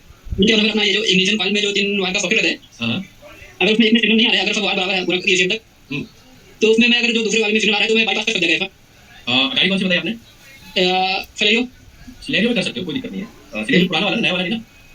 नहीं पुराना वाला। हाँ, सिलेरियो में कर सकते हो। अगर वोल्टेज नहीं आ रही ईसीएम से, हाँ ईसीएम से कंट्रोल है, कहाँ से कंट्रोल है? एसीएम से हो। तो ईसीएम से जो कंट्रोल है वो नहीं आ रहा है, बाहर वाला नहीं आ रहा है। फिर मैं क्या अपना जो ये सिग्नल आता है ना, एक 3 वायर का, एक ग्राउंड आएगा, वो सिग्नल अगर एक में वायर नहीं आ रहा है और दूसरे वायर में आ रहा है तो मैं बाईपास कर देगा इसमें। आप समझ नहीं रहे, मैं ये पूछ रहा हूँ कि इग्निशन कॉइल में जो आपका ग्राउंड आता है और जो सप्लाई आती है उसमें कंट्रोल होता है। इग्निशन कॉइल में कंट्रोल ईसीएम करता है। तो आप पूछ रहे हो कि ईसीएम से प्रॉब्लम आ रही है, कैसे आ रही है, वो पूछ रहा हूँ। मतलब ईसीएम से कंट्रोल जो हो रहा है आपका, वायर कौन सा वाला बोल रहा है? किसमें सिग्नल नहीं आ रहा है? सिग्नल में सिग्नल नहीं आ रहा है, या ग्राउंड नहीं आ रहा है, या पॉजिटिव नहीं आ रहा है, वो पूछ रहा हूँ। 3 वायर सिग्नल आता है वो नहीं आ रहा है। ईसीएम से जो सिग्नल आता है वो नहीं आ रहा है। नहीं, बाईपास करके सच कुछ आपको फायदा होगा। इसका रीजन बताता हूँ। अगर आपने गाड़ी को अगर आपने बाईपास कर भी दिया तो अगर गाड़ी चालू भी हो गई ना तो वो आपका परफॉर्मेंस पूरा कॉम्प्रोमाइज कर देगी। ईसीएम को जो है ना उसके अंदर फॉल्ट बन रहा है आपका P0300। हेलो, हाँ बोलो। P0300 फॉल्ट बन रहा है उसमें? नहीं ऐसा कुछ नहीं है, कोड नहीं बना था। कोड नहीं बन रहा था, तो आपको कैसे पता सिग्नल वहाँ पे नहीं आ रहा है कंटिन्यूसली? मल्टीमीटर चेक किया। कैसे चेक किया आपने? हाँ क्रैंकिंग करके देखा, बिना क्रैंकिंग के चेक किया आपने? बिना क्रैंकिंग का। बिना क्रैंकिंग के नहीं आता है, क्रैंकिंग करेंगे तभी आएगा। सर फिर 5 अपना सिग्नल आता है 3.5 का। लेकिन 3.5 ठीक आ रहा है, मानता हूं मैं, लेकिन जो उसका जो एक्चुएशन होता है वो इनिशियल मतलब जब आप क्रैंक करेंगे ना, क्रैंकिंग के टाइम पे दिखाई देगा। मैं आपको सिंपल समझाता हूं, कॉइल को सॉकेट में रखाइए, कॉइल बाहर निकालिए, और बाहर निकाल के क्रैंकिंग कीजिए इसमें, और देखिए कि कॉइल एक्टिवेट हुआ कि नहीं हुआ, स्पार्क हो रहा है कि नहीं हुआ, वो देखिए। ओके देखिए सेंसर की ये एक्चुएटर, ये सेंसर नहीं है कोई, उसमें जो सिग्नल आप बोल रहे हैं ना, वो सिग्नल आपका एक्चुएटर सिग्नल है। हाँ ठीक है, एक्चुएटर सिग्नल ईसीएम की साइड से आता है, लेकिन कब आता है, जब एक्चुअली में इनिशियल कॉइल को चलाना है, और इनिशियल ऑन में थोड़ी उसको चलाना है, इनिशियल ऑन को बंद करना चाहिए। समझा क्या नहीं होगा? तो आप हाँ, इंजेक्टर को, तो वो टाइम पे कुछ भी नहीं मिलेगा। इंजेक्टर हो गए आपके, हाँ इनिशियल कॉइल हो गया आपका। अगर इनको आप सही चेक करना चाहते हैं ना, तो एक सिंपल याद रखिए, 12 वोल्टेज का आप एलईडी ले लीजिए, ठीक है। हाँ। एलईडी को आपका जो सिग्नल वायर है, सिग्नल वायर और ग्राउंड में ले लीजिए। अगर आपका ईसीएम से क्या आने वाला है, ग्राउंड आने वाला है कि सिग्नल आने वाला है? सिग्नल सिग्नल नहीं, सॉरी, आपका अभी वो जो पतला वाला वायर है उसमें कितना वोल्टेज आ रही है? 4.5 वोल्टेज आ रही है सिग्नल के वायर में। हाँ हाँ, तो अभी जब ईसीएम जब उसको एक्टिवेट करेंगे तो उसके अंदर ग्राउंड आएगा, ठीक है। हाँ ग्राउंड पे वो काम करे, और दूसरा जो है पॉजिटिव आपका एलईडी ले लीजिए, उसको पॉजिटिव में लगा दीजिए, और दूसरा जो एलईडी का लेग है वो आपका सिग्नल वायर में लगा दीजिए, उसका क्रैंकिंग कीजिए, देखिए एलईडी जलती है। ओके, हम चेक कर लेंगे। हाँ, ये याद रखिए, एक्चुएटर को कभी भी इनिशियल ऑन में चेक करके कोई फायदा होता नहीं है, ठीक है। तो मैंने इसका पूरा क्लास बनाया, एक बार आप देखिए जरूर, और ये करने के बाद मुझे नेक्स्ट क्लास में बताना क्या मतलब क्या हुआ, आपको फॉल्ट मिला कि नहीं। मेरे हिसाब से सर्किट आपका ओके है, आपकी प्रॉब्लम ये नहीं है, फिर भी आप इस तरह से चेक करके देखिए, ठीक है। जी जी, समीर जी बोलिए। Hello sir. हाँ समीर जी बोलिए। Good evening sir. Good evening. बोले सर, जैसे एबीएस मॉड्यूल के साथ में कुछ प्रॉब्लम से स्मार्ट की का कोई कनेक्शन है सर? स्मार्ट की का, पीकी का, स्मार्ट की का इसलिए आ जाएगा ग्राम में आता, ठीक है। तो कंपनी से आया था, तो उसमें कस्टमर बोल रहा था कि मेरा एबीएस मॉड्यूल फॉल्ट है। मतलब एबीएस कंट्रोल मॉड्यूल का अगर पूरा कपड़ा लगा रहेगा ना, तो स्मार्ट की जो पुश बटन है, आप एक बार दबाने से गाड़ी स्टार्ट नहीं होगा, 2-3 बार दबाइएगा स्टार्ट हो जाएगा। उसके बाद जब ऑफ कीजिएगा तो पुश बटन को आप एक बार भी पुश करने से 5-6 बार पुश करते रहते हो, बीच में एक बार बंद हो जाएगा, ठीक है। कंपनी इसलिए उसका कपड़ा हटा दिया एबीएस का, ओके, समझ गया। ठीक है। अच्छा, आपने क्या किया, उसको चेंज किया? नहीं चेंज नहीं किया। तो कंपनी बोल रहा था जब हम फेंक लगाया कपड़ा लगाया, ठीक है। तो कंपनी वाला जो फॉल्ट पर सही सिर्फ फॉल्ट पर आया, तो फॉल्ट पर आया एबीएस कंट्रोल मॉड्यूल जैसे फेलियर होता है ना, ऐसा फॉल्ट पर आया। लेकिन हम कोशिश किया एक बार, ठीक है फॉल्ट तो आ रहा है, तो एक बार तो उसी टाइम एबीएस का लाइट भी ऑन रहता है, और ब्रेक फ्लूइड का जो वायरिंग लाइट होता है ना रेगुलर, तो हम उसका जो चारों सेंसर का जो एबीएस में जाके लाइट डाटा स्ट्रीम में जाके ना सेंसर का डाटा लिया, तो एक सेंसर दिख रहा है जो उसमें बहुत हाई है, ठीक है ना। तो उसका जब कोई सेंसर का जब जैक खोल दिया, तो तब दिख रहा है जो पुश बटन सब काम करना चालू हो गया। तो फिर वही वाला सेंसर हम चेंज करते, गाड़ी हो गई एबीएस का भी मिल जाता। फॉल्ट पर नहीं दिखा था कंट्रोल मॉड्यूल फेलियर, लेकिन सेंसर शॉर्ट है। देखिए क्या हो रहा है, मैं आपको समझाता हूँ। जहाँ पे 12 वोल्टेज के ऊपर सिग्नल बनता है ना, तो रिवर्स में भी सर्किट को ये कर देता है। अच्छा, एबीएस के कंट्रोल मॉड्यूल के बारे में एक चीज याद रखिए, एबीएस के कंट्रोल मॉड्यूल में बहुत ज्यादा करंट का इस्तेमाल किया जाता है सॉलिनॉइड को ऑपरेट करने के लिए, पंप होता है वहाँ पर, जिसके कारण अगर कंट्रोल मॉड्यूल का सर्किट डिस्टर्ब होता है किसी भी सर्किट की वजह से, तो वो कैन लाइन में भी बहुत ज्यादा डिस्टर्बेंस पैदा करता है। ओके, अब नॉर्मली क्या हो गया कि हमको ना फॉल्ट कोड अगर आपको दिखाई दे रहा है, ये आपने बहुत सही किया कि आप डेटा स्ट्रीम में जाके आपने देखा, चारों सेंसर चेक किया, एक्चुएटर चेक किया, तो आप अगर मेथड से जा रहे हैं, ये कंपनी ने मेथड फॉलो नहीं किया। कंपनी ने क्या किया कि एबीएस का मॉड्यूल फेलियर दिखा रहा है, कंट्रोल मॉड्यूल निकाल दो, गाड़ी ओके हो गया, चलो जाने दो, तो कस्टमर को बोले कंट्रोल मॉड्यूल खराब है। लेकिन अगर आप प्रोसीजर से जाते हैं ना, तो आपको फॉल्ट एक्चुअली में सिस्टम में ही मिलेगा, लगभग 70% है। मैं आपको इस मामले में कांग्रेचुलेट करना चाहता हूं कि आपने बहुत बढ़िया डायग्नोस किया, एंड थैंक यू कि आपने एक्सपीरियंस अपना शेयर किया। इसी तरह से डायग्नोस करना है प्रॉब्लम, लास्ट में आप जाइए कि कंट्रोल मॉड्यूल खराब है, आप एक्चुअली करके देख सकते हैं। पहली चीज तो ये थी कि इंडिकेशन यही मिल जाता है कि आपको 4 सेंसर है, 4 में से 3 में वैल्यू सही मिली। इसका मतलब वैल्यू देखो, आपको स्कैनर को तो वैल्यू कंट्रोल मॉड्यूल दिखा रहा है, एबीएस का कंट्रोल मॉड्यूल तो काम कर रहा है, इसलिए तो आपको दिखा पा रहा है। दूसरा इंडिकेशन ये कि आप एक्चुएशन टेस्ट करके देखिए बॉल ऑपरेट होती है। अगर बॉल आपकी ऑपरेट हो गई, तो इस केस में क्या होगा कि इस केस में हम लोग सिंपली आपके एबीएस कंट्रोल मॉड्यूल की प्रॉब्लम नहीं है। अब हमको ये ढूंढना है कि कौन से सर्किट में एरर आ रहा है, वो सर्किट को सॉल्व कीजिए, आपकी प्रॉब्लम सॉल्व हो जाएगी। बहुत बढ़िया, बहुत बढ़िया Sunil ji, good job. Okay sir. और एक सवाल है, बोले सर जैसे एबीएस का बिलिंग करना है, तो हर टाइम के स्कैनर से उसका इलेक्ट्रॉनिक तरीके से उसका बिलिंग करना है ना, मैनुअल से? नहीं, ऐसा नहीं होता है, हर गाड़ी में नहीं होता है। जैसे कि कुछ गाड़ियों का इलेक्ट्रॉनिक रीडिंग होती है, कुछ गाड़ियों की मैनुअल रीडिंग तो इसमें कैसे मालूम चलेगा जी कौन कौन मॉड्यूल में इलेक्ट्रॉनिक हो? मैं आपको एग्जांपल देता हूँ। 2017 की बात की, अगर आपकी इंडियन गाड़ियां हैं, ठीक है, इंडियन गाड़ी की बात करो, प्रीमियम में दोनों ऑप्शन होता है, इलेक्ट्रॉनिक रीडिंग भी होती है जो पहले से आती है, मतलब 2010-12 से जो आ रही है प्रीमियम गाड़ी, वो सीरीज दोनों रीडिंग होती है, मैनुअल भी होती है, इलेक्ट्रॉनिक भी होती है, आप दोनों में से कोई भी चीज चल जाता है। लेकिन 2017 के बाद जो इंडियन गाड़ी आ रही है, उनके अंदर इलेक्ट्रॉनिक रीडिंग अगर दी है ना, तो आप स्पेशल फंक्शन में चले जाइए, ठीक है। और स्पेशल फंक्शन में जाने के बाद में वहां पे अगर आपको ब्लीडिंग का ऑप्शन आता है, ब्रेक ब्लीडिंग का, तो समझ जाइए इसके अंदर ऑटोमेटिक ब्लीडिंग दी है, बस सिंपल इतना है। अगर उसमें नहीं आ रहा है तो उसमें ऑटोमेटिक ब्लीडिंग नहीं दी। Okay thank you sir. तो समीर जी का देखिए, मैं बोलता हूँ सभी लोगों को, समीर जी का एक बहुत बढ़िया आदत है, जब से ये ट्रेनिंग हमारे साथ में ले रहे हैं, इसे ट्रेनिंग नहीं ले रहे हैं, ये हमारे तरीकों को भी इंप्लीमेंट करते हैं। तो समीर जी, मैं आपको खाली आप अपना माइक ऑन कीजिए, खाली आप मैं चाहता हूँ कि आप उनको बताइए कि आप ट्रेनिंग के साथ प्रैक्टिस कैसे करते हैं, ताकि आप सब लोगों को भी थोड़ा सा आइडिया मिले कि कैसे आपको उसका फायदा पहुंचा है। जी समीर जी। सर तो मैं ये बोल रहा हूँ कि आप अपना एक्सपीरियंस बताइए कि ट्रेनिंग लेते लेते प्रैक्टिस कैसे करते हैं, जिससे आपको पक्का हो जाता है कि हाँ, ये जो तरीका लेक्चर में मैंने देखा, क्लास में देखा, वो सही है और ये सब रिजल्ट मिलता है, ताकि सब लोगों को भी। मैं तो प्रैक्टिस करता हूँ, कस्टमर जिसमें रहता है ना, जो अच्छा गाड़ी आता है उसमें तो नहीं कर पाता हूँ ना, जो फॉल्ट गाड़ी आता है कस्टमर देके चला जाता है, उसमें कोशिश करता हूँ सर। तो यही है कि अब जैसे कि गैरेज में ये बात तो सही है, सभी को बोला कि कस्टमर उतना टाइम देता नहीं है, लेकिन यहाँ पे जैसे उन्होंने बोला कि भाई सिग्नल समझे मिलता है, कस्टमर देके जाता है, तो वहाँ पे मैं कर लेता हूँ, वो एक अच्छी बात है, ठीक है। तो थैंक यू समीर जी। अकबर भाई, आपका सवाल कुछ आपने हैंडल किया है? हेलो अकबर जी। हाँ सर, हाँ सर, एक आज हमने गाड़ी टेस्ट किया महिंद्रा बोलेरो पिकअप जी BS4 जी। तो उसमें जो है फॉल्ट आया है कंप्रेसर का, तो कंप्रेसर मुझे काटा होता है, परसेंट आ जाता है चाबी मैं ऑन करने के बाद, चाबी ऑन करते कि इंजन स्टार्ट करते? चाबी ऑन करते ही जो है आ जाता है काटा जो है 80% तक। ओके, उसको डायग्नोस किए, तो उसमें इंजन मैनेजमेंट सिस्टम में फॉल्ट आया P06A0, no load error P06A0 A0 जी, no load error on power signal for the compressor. और इमोबिलाइजर में सर इमोबिलाइजर आ रहा है U151700 इमोबिलाइजर वेरिएंट 4 लो वोल्ट आपकी BS6 है ना? नहीं BS4 सर 16 मॉडल BS4 डाला BS बोलो पिकअप डाल दो जी जी एक मिनट इसी फॉल्ट को देख लीजिए, क्योंकि ये कैसे बहुत स्पेशल फॉल्ट कोड्स होते हैं। P06 वाला बोला ना आपने? जी D06 महिंद्रा की भी हर गाड़ी में आएगा। अब जो टेम्परेचर वाला बोल रहे हैं ना, उसमें से गाड़ी चालू की बंद है? चालू सब ओके सर 60-70 से ज्यादा क्यों नहीं भागता गाड़ी 60-70 नहीं भागता ड्राइवर जो बताया वो बता जी नहीं P06A0 coolant temperature output no load, correct? जी उसमें इसमें दूसरा लिख रहा है इसमें लिखा है नो लोड एरर देखिए आपको दिखा दीजिए। पावर सिग्नल कंपनी ऐसा करती है, फॉल्ट कोड का डिस्क्रिप्शन है ना कई बार अलग-अलग दिखा देती है। ये देखिए यहाँ पे 160 लिखा है, कूलेंट टेम्परेचर नो लोड, ठीक है? महिंद्रा का ये बोलेरो का ये यार coolant temperature P160A no load. ये भी आता होगा, short to battery, short to ground, excess temperature 160 आता लेकिन फिर मैं कहता हूं जब हम दूर करते तो एयर करते तो लेकिन आता नहीं है ये वो आपको आ जाता है ना। चलिए मैं एक मिनट इसका ट्रबल शूट देख लेता हूँ 130 पे 130 नंबर पेज पे। ओके ये रहा हमारा P160A। तो मैं दीजिए एक बार ये समझ मुझे जहाँ तक लग रहा है कंप्यूटर आउटपुट का इशू है, गाड़ी के साथ छेड़छाड़ हुआ है, कुछ रीड राइट मारा हुआ है, ऐसा कुछ काम किया हो गाड़ी में, वो भी चांसेस हो सकता है।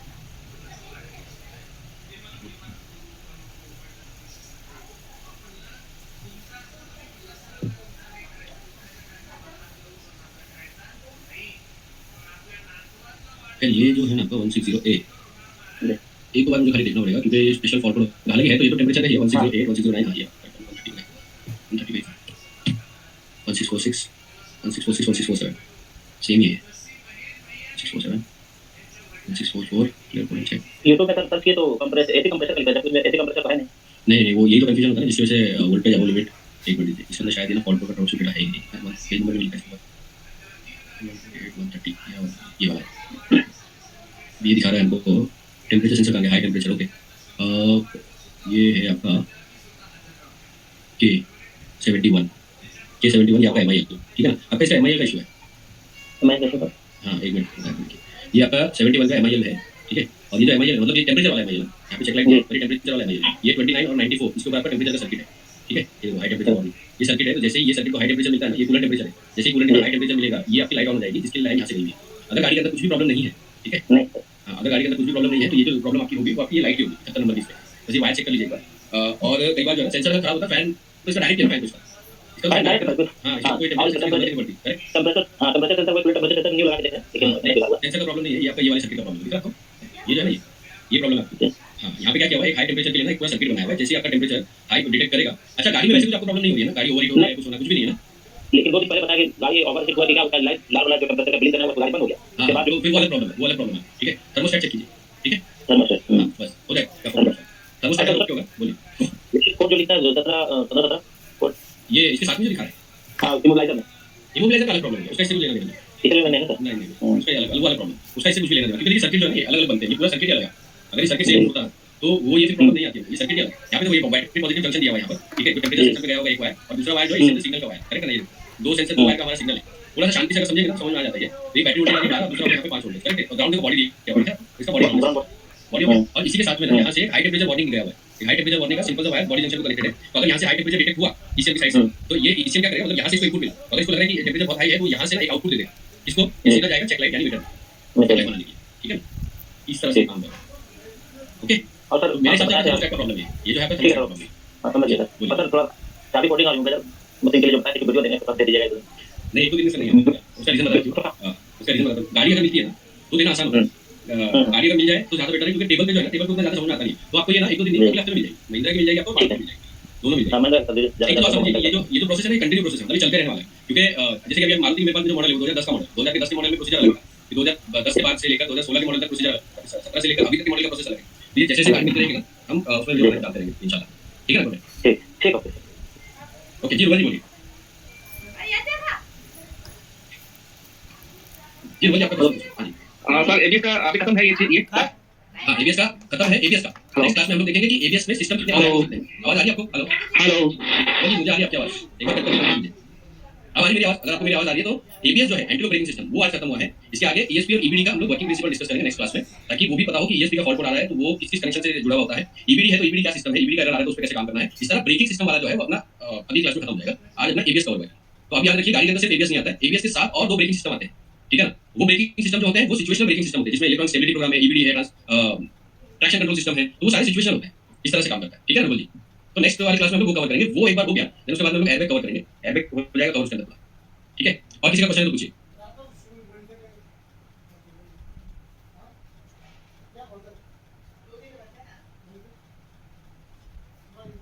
जी सलीम भाई,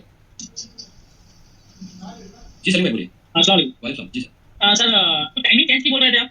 हाँ मैंने आप लोगों को बोला था, आप लोग चैट बॉक्स में डालिए, आपको क्या क्या चलेगा। दो लोगों का मैसेज आया कि सर नहीं चलेगा, जो टाइम है वो अच्छा है।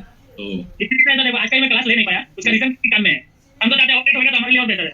अच्छा एक काम कर सकते हैं हम लोग, सर जैसे 5 बजे चालू होता है तो 8 बजे चालू होएगा तो हमारे लिए और अच्छा है। आप लोगों को भी अच्छा है, मगर एक चीज समझिए कि हम लोगों को भी हम भी दिन भर ट्रेनिंग ही दे रहे होते हैं ऑफलाइन में, जी जी जी। तो हमारे लिए थोड़ा सा मुश्किल हो जाता है क्योंकि ऑफिस से घर जाते में बहुत देर होता है। 7 से 9 का ये रखते हैं, काम करेंगे। एक दिन का जो क्लास है ना हफ्ते की, वो मैं किसी और टाइम पे प्लान करता हूँ। आपको डे टाइम चलेगा, दोपहर का टाइम जब काम आपका खत्म होता है, खाना वाना खा के बैठे हो। सर सुबह 8 बजे से जो है ना रात को 10 बजे तक कोई ठिकाना नहीं है हमारा। बहुत अच्छी बात है, बहुत अच्छी बात है। अल्लाह आपको और काम दे एंड ये बहुत अच्छी बात है, ऐसा ही रहना चाहिए। लेकिन एक चीज और समझिए, हमको सीखने के लिए भी थोड़ा समय देना चाहिए, और हफ्ते में सिर्फ 6 घंटे आपसे मांगे जा रहे हैं। इसलिए सर मैं बोल रहा था कि अगर डायग्नोसिस का जो है ना मैं ऑफलाइन ही ले लूं, ऐसा सोच के कि 15 दिन छुट्टी पे।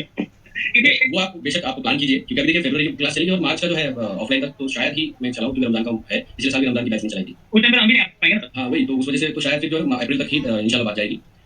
तो वो आप मतलब डिसीजन ले सकते हैं। लेकिन एक चीज समझिए ना, अगर आपका मिस हो रहा है अपना एक दिन तो दीजिए ताकि आप क्वेश्चन आप ले सकें। लाइव क्लास आप घर पे जाके क्यों नहीं लेते हो आप? हां सर इतना क्या खाना खाए हम लोग 10-11 बजे कभी जाते हैं घर पे खाना खाए, सुबह 8 बजे से जैसे उठते हैं नहा धो के भाग के भी दुकान। नहीं एक चीज मैं समझाता हूँ, सभी लोगों को बता रहा हूँ। मैं भी मतलब मेरा भी काम आप लोगों की तरह है, मैं सुबह 7:30 बजे निकलता हूँ और घर जाते हैं तो मुझे 10 बज जाते हैं रोज की बस। लेकिन इसके बावजूद भी मैं अपने फैमिली के लिए टाइम निकालता हूँ, हफ्ते में एक दिन मैं अपने खुद के लिए टाइम निकालता हूँ, जिसमें कि मुझे जो देखिए ये जो फील्ड है आप भी समझते हैं कि बहुत ज्यादा रेगुलरली अपडेट हो रही है। वैसे ट्रेनर हमको भी अपडेट रहना पड़ता है कि कहीं कोई स्टूडेंट आया जो आपको उसने सवाल कर लिया, उसका जवाब हमारे पास होना चाहिए, क्योंकि अगर आप लोगों का जवाब नहीं है तो हमारा ट्रेनर होने में मतलब एक सवाल पैदा हो जाता है। तो हमको खुद भी स्टडी करनी पड़ती है, और आप यकीन मानिए उसके लिए हम टाइम मैं भी निकाल लेता हूँ। और अगर हम इसको इस तरह से लेंगे कि टाइम नहीं मिल रहा है तो कभी टाइम नहीं मिलेगा सलीम भाई। यही वजह है कि बहुत सारे टेक्नीशियन जो है पीछे मतलब थोड़ा सा रह जाते हैं इस मामले में। भले आप हफ्ते के 5 से 6 घंटे अपने लिए निकालिए, आप लाइव आ पा रहे हैं या नहीं आ पा रहे हैं, लेकिन एटलीस्ट जब आप बैठे होते हैं, जैसे कि समीर जी ने मुझे बताया था, समीर जी ने भी बताया था, और भी आई थिंक कुछ लोग मुझे बताया था, सर मैं क्या करता हूँ, जैसे ही समझो मुझे लगा कि आधा घंटा बैठा है तो मैं आधे घंटे की क्लास ले लूँ, और फिर जब नेक्स्ट आधा घंटा मिलता है तो वही क्लास में आधा घंटा वहाँ से कंटिन्यू कर लेता हूँ। तो बहुत सारे तरीके, मतलब आप यकीन मानिए यहीं पर जो है ना बहुत सारे तरीके हम लोग टेक्नीशियन जो है यूज कर रहे हैं कि किसी तरह से ये किया जा सके। ठीक है, अब एक बात बताइए, हम आपके घर तक आ गए, आपके फोन में आपके पॉकेट में आ गए, ठीक है, अब आप बताइए और क्या करें, सर सोच के देखिए, सही है ना। तो थोड़ा सा आप अपनी तरफ से भी एफर्ट लगाइए प्लीज। देखिए 4 से 6 घंटे जरूर दीजिए। मैं जानता हूँ पैसे की बात नहीं होती है टेक्नीशियन के लिए, ये जो अमाउंट है वो कोई मतलब पैसा इज नॉट कंसर्न, मगर एफर्ट आपको भी लगाना पड़ेगा थोड़ा सा अपनी साइड से। 15 मिनट भी अगर आप शांति से एक क्लास लेंगे तो आपको फायदा उसका जरूर होगा, ठीक है सलीम भाई। जी जी। और सर ऑफलाइन का चार्जेस कितना है? ऑफलाइन का चार्जेस जो है ना मेरा 60,000 रुपीज चार्ज है, 60,000 अरे 60,000 है 15 दिन का? 15 दिन की 1 महीने की ट्रेनिंग चलेगी। सिर्फ डायग्नोसिस का? सिर्फ डायग्नोसिस का अभी क्या करना है ना, इंशाल्लाह अगर आप लोगों का साथ रहा, सपोर्ट रहा, तो हम लोग अप्रैल से दोनों सेपरेट क्लास बना देंगे। ईसीएम की ऑफलाइन में ईसीएम की अलग कर देंगे और डायग्नोसिस की अलग कर देंगे, और वो दिन के मतलब महीने की 1 महीने की या 15 दिन की जैसे भी रहेगी, मतलब सेपरेट कर देंगे इंशाल्लाह, जिससे कि ज्यादातर हैंड्स ऑन प्रैक्टिस पे आप लोगों की ट्रेनिंग कर दी जाए। तो अप्रैल से नियत तो है, बाकी देखिए आगे क्या होता है ना। तो खैर अगेन सिस्टम वही रहेगा कि प्रैक्टिकल अप्रोच अपना ज्यादा रहेगा। देखिए ऑनलाइन में भी हम लोग ज्यादातर प्रैक्टिकल करने की कोशिश करें कि प्रैक्टिकलिटी ज्यादा हो। तो जैसे आप वीडियो अगर यूट्यूब पे देखते हैं ना, तो वो यहाँ पे लिखिए, सिंपल सी आपको यहाँ पे एक सेट पैटर्न में क्लास के साथ एक टॉपिक के साथ में एक्सप्लेन किया जाए, ठीक है। नहीं इसमें हमारे लिए थोड़ा बेहतर क्या है कि अभी कुछ फॉल्ट आया है हमारे पास काम के, उसी हिसाब से आपके पास शेयर कर सकते हैं, हमारे क्लास नहीं ले पाते ना बड़ा इशू आ जाता है हमारे लिए। नहीं अगर आप ऐसा आपको बुरा लग रहा है क्लास नहीं लेने का, तो ये भी एक अच्छा साइन है। वो भी धीरे धीरे करके आप अगर एफर्ट लगाएंगे तो हो जाएगा, क्लास हो जाएगा। आप सोच के देखिए कि हम भी कंसिस्टेंट है, अभी तक जब से क्लास चालू हुई है तब से 2 क्लास मिस हुई है हमारी साइड से, सही बात है ना। तो आप लोगों में से बहुत सारे लोगों की एक्साइटमेंट है, वो हमको रोज खींच के लेकर आ जाती है दूसरे दिन कि नहीं आप लोग इंतजार कर रहे होंगे, हमको जाना है, समझ आप क्या। तो आप कीजिए, जरूर फायदा होगा ना। जी जी जी रुबल जी बोलिए। जी रुबल जी बोलिए।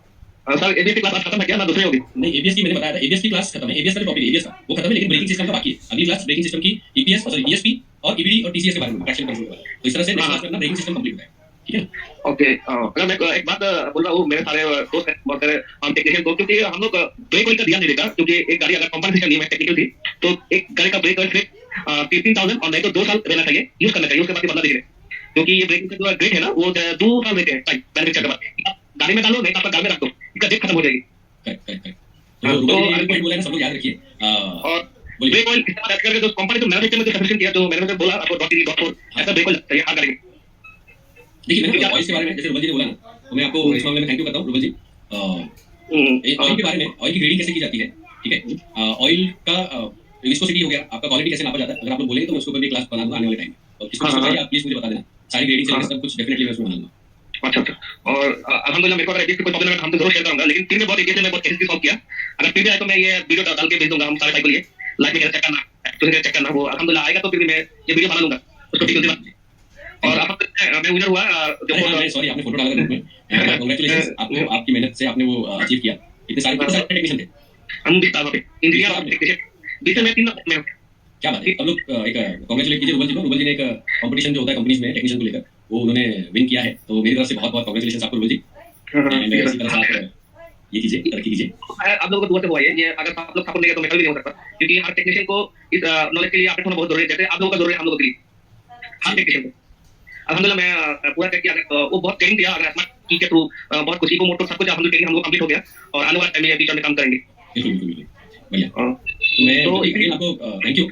मैं 2 और सवाल को ले लेता हूँ, है ना, पूरा टाइम है। अकबर अली, अकबर भाई आपका सवाल बता दीजिए मुझे। जी अकबर भाई। हाँ सर, बोल रहे थे कि एबीएस का जो कपलर है उसमें मेन लाइन कितने रहते हैं? मेन लाइन कितनी होती है जनरल टर्म्स में? अगर आप देखेंगे तो एक पॉजिटिव 12 वोल्टेज आती है, एक इग्निशन आता है, ठीक है, उसमें 12 वोल्टेज होती है इग्निशन के अंदर। आपका जो कंट्रोल मॉड्यूल है उसके अंदर पंप की ऑपरेटिंग वोल्टेज आती है जो कि 12 वोल्टेज होती है। तो मोटे मोटे तौर पे 3 तो आपको मिलेगी 12 वोल्टेज। अगर आप पंप का वायर देखोगे तो कंपैरेटिवली दोनों वायर से थोड़ा सा मोटा होगा, और जो आपका मेन वायर है वो थोड़ा सा मोटा होगा, इग्निशन का जो है वो पतला होगा। ग्राउंड का ग्राउंड तो आपका इसी से आएगा, ग्राउंड तो आएगा, ग्राउंड तो 1-2 जैसे मोटर के लिए किया जाता है वो आपको मिल जाएगा। ग्राउंड जनरली आपका मोटा वायर होता है, तो आपका आइडेंटिफिकेशन भी इजी हो जाएगा। कंट्रोल मॉड्यूल में ग्राउंड थोड़ा सा मोटा वायर ही होता है, क्योंकि ग्राउंड के साथ ग्राउंड के ऊपर कंट्रोलिंग जब तक नहीं होती, और एबीएस में कंट्रोलिंग सब एक ही जगह है, ये सिर्फ व्हील स्पीड सेंसर से सिर्फ इनपुट आता है, तो पतले वाले वायर ही अंदर आ रहे हैं, ठीक है, बाकी सब यहीं पे है कंट्रोलिंग। इस वजह से आपको जो ग्राउंड का वायर है वो मोटा ही दिखाई देगा। ठीक है सर, ठीक है जी। ठीक। जी किरण जी बोलिए। हेलो जी किरण जी बोलिए। सर, आज का लेक्चर किसके ऊपर था? आज का लेक्चर अपना वही एबीएस का कंटिन्यूएशन था, जिसमें आज एक्चुएटर कवर किया हम लोगों ने, उसका ट्रबल शूट देखा कि फॉल्ट हो रहा है तो कैसे आइडेंटिफाई किया जाता है, एक्चुएटर के रिलेटेड एंड सॉलिनॉइड वॉल्व जो होती है उसकी एबीएस की वो। और क्योंकि पिछले वाली क्लास में हम लोगों ने ये देखा था एबीएस की सेंसर तक हम लोगों ने देखा, एबीएस डायग्नोसिस का, और आज एक्चुएटर और ट्रबल शूट था। नेक्स्ट इसका एबीएस आज कंप्लीट होता है ना, नेक्स्ट अपना ईएसपी वाला रहेगा, ईएसपी ईबीडी और टीसीएस ट्रैक्शन कंट्रोल, तो ब्रेकिंग सिस्टम कवर हो जाएंगे अपने 3 क्लास में। आज क्या हुआ कि मेरा आज मोबाइल गिर गया था तो बैटरी बंद हो चुका था, तो मोबाइल नीचे किया अभी तो कौन सा था, तो मैंने सोचा कि पूछ सको कि कौन सा लेकर देखूं। नहीं ये आज का मतलब हाफ समझ लीजिए ना, ये दो पार्ट में अपना एबीएस कंप्लीट हुआ है। नेक्स्ट में मतलब ब्रेकिंग सिस्टम कवर हो जाएगा नेक्स्ट इसमें, क्योंकि ईएसपी और ईबीडी ये दोनों बहुत इंपॉर्टेंट पार्ट होते हैं, ईएसपी और टीसीएस, और वो उनका जो कंट्रोलिंग एक ही जगह होता है, लेकिन उनका वर्किंग प्रिंसिपल अलग होता है, उसमें कुछ और सेंसर्स ऐड होते हैं जो ब्रेकिंग सिस्टम में ना होता, किसी और सिस्टम में होता है, लेकिन उसका इनपुट चाहिए होता है ये सिस्टम को ऑपरेट करने के लिए। वो नेक्स्ट सेशन में बताऊंगा, ठीक है ना। यस विजय जी बोलिए आपका सवाल।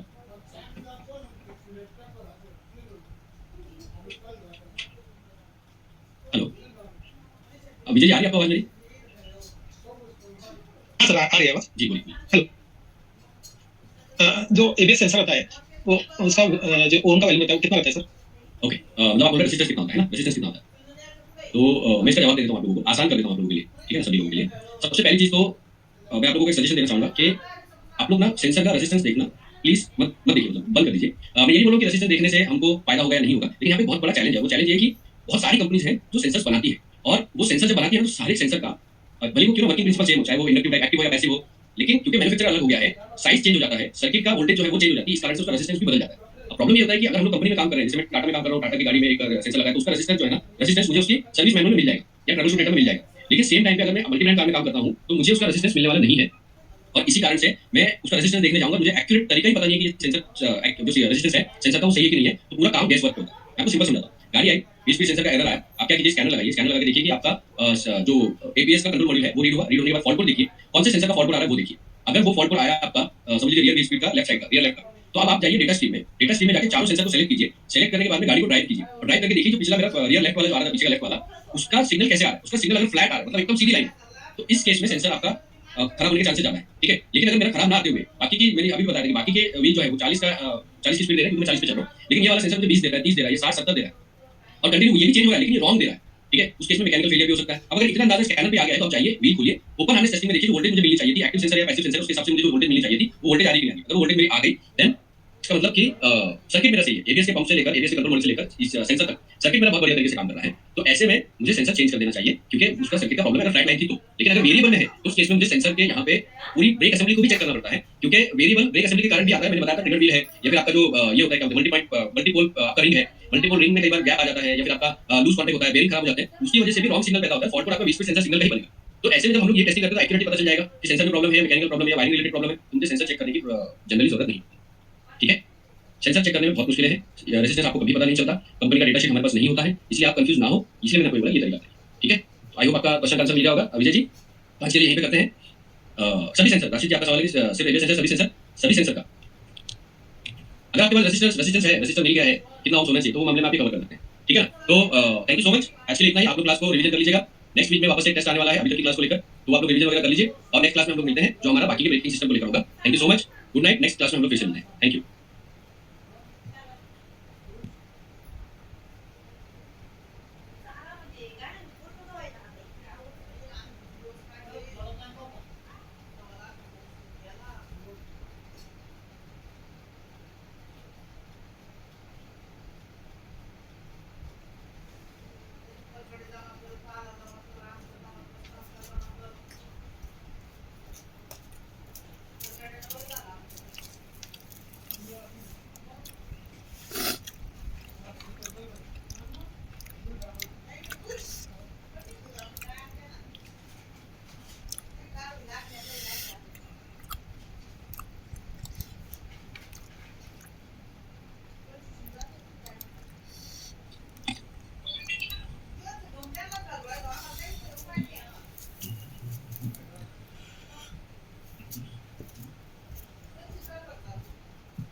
ये सुबह जी बोलिए। हेलो अस्सलाम वालेकुम। जी बोलिए। जी हम आज फर्स्ट टाइम हम गाड़ी पे ऑफिस से आज हम लोग 3 दिन के लिए थोड़ा आ गया। अच्छा बात को आप इसमें कब से इसमें सेंटर में करते हैं, किसमें करते हैं? सॉरी आप किसमें जॉब करते हैं? नहीं मैं मोबाइल से कर रहा था, मैं आज ट्रेनिंग से आ रहा हूं। जॉब किस कंपनी में करते हैं? और जॉब तो मैं फोटो में करता हूं। तो अकेला नया ब्रांड आया जो है फिलहाल आज नया ब्रांड आया एक फोटो पावर बाय टाक्सो एक्शन न्यू लॉन्च हुआ पूरा ये 2000 टाक्सो टोयोटा मैन्युफैक्चर थोड़ी इंसान मैन्युफैक्चर एक्शन नहीं ये टोयोटा का चलता है यहाँ पे। टोयोटा बोल रहा हम लोग टोयोटा टाक्सो प्राइस सेम है दोनों कंपनी। तो नया फीचर में लॉन्च हो रहा है डाइसो अच्छा डाइसो तो अटेंड के लिए आपको DAISTUS हां डाइसो फिलहाल लॉन्च हो रहा है इसलिए हम लोग 3 दिन में ट्रेनिंग के लिए भेजा। तो प्रोटोन के अंदर नहीं क्या? नहीं प्रोटोन ये दिला प्रोटोन ये मलेशियन नंबर 1 देखें ओके हां वो आपकी लड़के वहां पे है फिलहाल, लेकिन दूसरा जो कंपनी कर रहा वो है आपका प्रोडक्ट। तो एक्चुअली टोयोटा एक फॉलो जापानीज प्रोडक्ट और प्रोटोन ये फॉलो जर्मन टेक्नोलॉजी। तो प्रोटोन है का ओरिजिनल कहां से करता है? और यहाँ पे और नहीं ये जर्मनी टेक्नोलॉजी है और प्रोटोन जो अमेरिकन फैक्ट्री वो मलेशिया एंड चाइना जेली जी हाँ जेली हाँ जेली में आप वॉल्वो में मैन्युफैक्चर होती है। हाँ जीली में वॉल्वो जो होती है टोयोटा ओन्स जीली। सो इन अ वे आपका जो जीली को जो इनोवा सॉरी जो वॉल्वो है वॉल्वो की सारी टेक्नोलॉजी इसके पास आती है, मैन्युफैक्चरिंग प्लांट में। प्रोटोन बांग्लादेश में जो गाड़ी भेजना वो पूरा कॉमन टेक्नोलॉजी वॉल्वो को सेम ही है लेकिन लोगो ओनली प्रोटोन। ओके चलिए करते हैं ना। 4 लोग आए हुए हैं, क्या बात है? मंडे को किसी का ट्रेनिंग लेने का दिल नहीं करता क्या? अच्छा आप लोगों का लास्ट क्लास में फैजल सर को मुझे क्योंकि जाना पड़ा था, एक मेरे अंकल का इंतकाल हो गया था, इस वजह से मुझे जाना पड़ा था। और फैजल सर को मैंने बोला था कि कॉमन टॉपिक होता है तो ईसीएम का और अपने इसका होता है वायरिंग डायग्राम। तो मैंने बोला वायरिंग डायग्राम आप ले लीजिए, वायरिंग डायग्राम के ऊपर अपना जो लेक्चर है वो बाकी भी था, तो इस वजह से मैंने बोला था आप लोगों ने ले लिया था सारा। तो मुझे सिर्फ एक पोल डाल के बता दीजिए कि आपको कैसा लगा एक वायरिंग डायग्राम का क्लास कैसी लगी आपको। मैं पोल डाल रहा हूँ।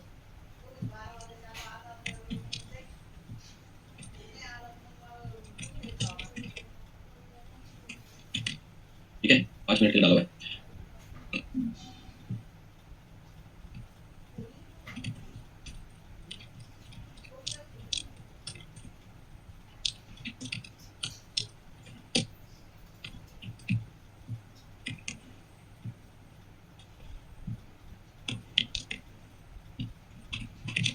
ठीक है ना 5 मिनट का कोड डाला मैंने, पिछली वाली क्लास का मैं आपसे ये ले रहा हूँ फीडबैक ले रहा हूँ। ठीक है मैंने कोड डाला हुआ है, लोग अभी ज्वाइन हुए हैं। लास्ट क्लास में फैजल सर ने वायरिंग डायग्राम का जो आप लोगों का क्लास लिया था वो क्लास आप लोगों को कैसी लगी मुझे कोड में आप लोग अपना वोटिंग दीजिए सो दैट कि अपने को भी मतलब पता होगा। बेसिकली क्या है उस दिन मैं नहीं रह पाया था क्योंकि मुझे जाना था, मेरे घर में एक डेथ हो गई, उस वजह से मैं नहीं कंटिन्यू कर पाया था 26 जनवरी के दिन। तो इसलिए फैजल सर को मैंने बोला कि वायरिंग डायग्राम लीजिए, बिकॉज वायरिंग डायग्राम जो है कॉमनली बेनिफिशियल होता है जब आप पीसीबी ट्रेन करते हो या फिर आप व्हीकल डायग्नोसिस करते हैं। ठीक है ना, तो उस मामले में हमारा ये बहुत इंपॉर्टेंट हमारा मतलब समझना होता है आप लोगों को। वो आप लोग वोट दीजिए तो होगा क्या कि एटलीस्ट वो आइडिया आएगा कि इसमें जो क्लास थी वो कितनी आप लोगों को समझ में आई है, जिससे अगर कुछ चेंजेस वगैरह करने हो तो मैं आप लोगों को कर सकते हैं। ठीक है दूसरी चीज़ है कि वायरिंग डायग्राम में ना कई बार क्या होता है कि कंपनी के हिसाब से सिंबल चेंज होते हैं। तो अपने जो वायरिंग डायग्राम है बेसिकली जहाँ पे आप लोग जाकर देखते हैं, मैंने कोशिश की है कि कंपनी वाइज जो है उसका जो सिंबलिज्म है वो किसी ना किसी गाड़ी के वायरिंग डायग्राम में आपको मिल जाएगा। तो मैं कोशिश करूँगा कि वो भी आप लोगों को दिखा दूँ। और आज का जो हमारा टॉपिक है वो स्पेसिफिकली आज का हमारा टॉपिक है वो है इसके ऊपर एवियस डायग्नोसिस में। तो मैंने लास्ट जब हमारा क्लास हुआ था, जब मैंने लिया था वेडनेसडे के दिन, तो उसको क्या होता है कि एयरबैग को लेकर जो क्वेश्चन आया था, तो जनरली मैं इस तरह से मतलब टेक्नीशियन ट्रेनिंग प्रोग्राम इसमें स्टूडेंट जनरली कोई है नहीं, तो मैं ये सोचता हूँ कि भाई अगर आप लोगों का जो इलेक्ट्रॉनिक वाला इंजन इलेक्ट्रॉनिक और ये सब कवर कर दिया, तो बाकी के सिस्टम जो है एज ए टेक्नीशियन बिकॉज आप लोग काम कर रहे हैं, थोड़ा एक्सपीरियंस आपको है, तो आप उसको फिगर आउट कर पाओगे सर्किट को। लेकिन लास्ट क्लास में हुआ क्या कि मुझे जब आप लोगों ने एयरबैग को लेकर जो सवाल किया था, उस एयरबैग के सवाल से मुझे ये मतलब थोड़ा सा लगा कि आप लोगों को बाकी की सर्किटरी को भी समझाना चाहिए, एंड इसी वजह से मैं अभी बाकी की सर्किटरी यानी कि हम लोग अभी क्या करेंगे कि एक क्लास में एक पर्टिकुलर सर्किट जो है उसको हम कवर करेंगे, ठीक है। जिससे फायदा क्या हो रहा है, जैसे कि अभी मैं एबीएस जैसे एबीएस डायग्नोसिस करना, तो एबीएस सिस्टम को समझ लेंगे, उसके वर्किंग प्रिंसिपल को समझ लेंगे, ओके, और इनपुट आउटपुट समझ लेंगे, ब्लॉक डायग्राम समझ लेंगे, एंड देन फिर आपको पता है कि पहले मैंने टेस्टिंग का मेथड बताया हुआ है और ये भी उसमें ऐड ऑन हो जाएगा, जिससे आप लोगों को ये फायदा यहाँ पर मिलने वाला है, ठीक है। तो ये है जो आप लोग समझेंगे आज की क्लास में। मीनवाइल फटाफट ये पोलिंग खत्म करो, एक किसी पर्सन ने पोल नहीं दिया हुआ है, फटाफट पोल दे दो और उसके बाद हम लोग चालू करते हैं, ठीक है। अच्छा, इसमें से आई थिंक प्रांजल नए हैं, तो प्रांजल आपको मैं थोड़ा सा गाइड कर देता हूँ। जैसे जैसे आप क्लास लेते हो, तो पुरानी जो क्लास पहले से पड़ी हुई है, मतलब जो आपको ऐप पर मिल जाएगी कंटेंट में जाके और लाइव क्लास में जाके, तो वहाँ पे हो सकता है कि कुछ क्लास जो है फिलहाल मिसिंग है, वो मैं रिपीट ऑर्डर मतलब ये करना, नेक्स्ट वीक में हो जाएगी, इस वीक में नहीं, लेकिन नेक्स्ट वीक में हो जाएगी, हम लोग उसका लाइव क्लास सेशन में हम लोग लेंगे, ठीक है। तो आपको क्या करना है कि आपको एटलीस्ट एक दिन में एक क्लास ले लीजिए, जिससे कि अभी लगभग 24 क्लास हमारी चल रही है, तो ये 24 क्लास जो हमारी चल रही है या 1 बाय 1 मिलेगी, 24 डेज निकल जाएगा, साथ में आपकी 3 क्लास जो है हफ्ते की वो ऐड ऑन होगी। तो इस तरह से आपको बेसिक भी पीछे का कवर होता रहेगा, साथ ही साथ जैसे हम लोग एडवांस में आते जा रहे हैं, तो एडवांस भी आपका कवर होता रहेगा। इसके दौरान एक चीज है कि आप लोगों को ना एक चीज समझिए, मैं आपको सभी लोगों को ये बोलना चाहता हूँ, ट्रेनिंग का मतलब ये होता है कि ट्रेनिंग लेने के बाद आप जब काम करें तो उस ट्रेनिंग में जो सिखाया गया है उसको आप इंप्लीमेंट करें। अगर आप उसको इंप्लीमेंट नहीं करते हो तो फिर आपको एक बहुत ही बेसिक से ऑपरेशन के लिए बहुत सारे सवाल आते हैं। एंड एक चीज समझिए, अगर आपका कोई बहुत ही बेसिक क्वेश्चन आएगा, जैसे ये फॉल्ट आ रहा है, इसमें क्या करूं, बेसिक सा फॉल्ट है, P0200 आ रहा है, तो इससे ना हमको ये पता चलता है कि आपने वो क्लास ठीक से नहीं ली, करेक्ट है।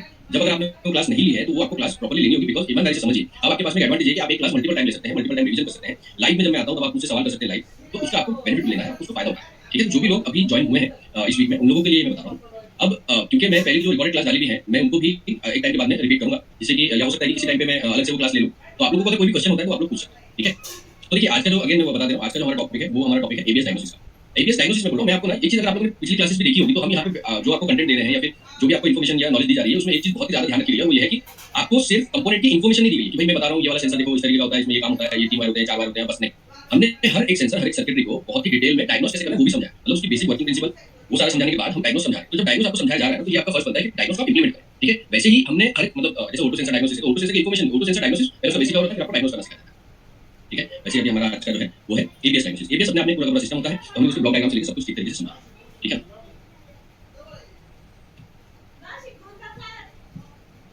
ओके, आई होप मेरी स्क्रीन आप सभी लोगों को दिखाई दे रही है। अगर आप लोगों को मेरी स्क्रीन दिखाई दे रही है तो आप लोग एक सिर्फ थम्स अप करके ये कर सकते हैं, तो मुझे पता चल जाएगा कि स्क्रीन दिखाई दे रही है, ठीक है।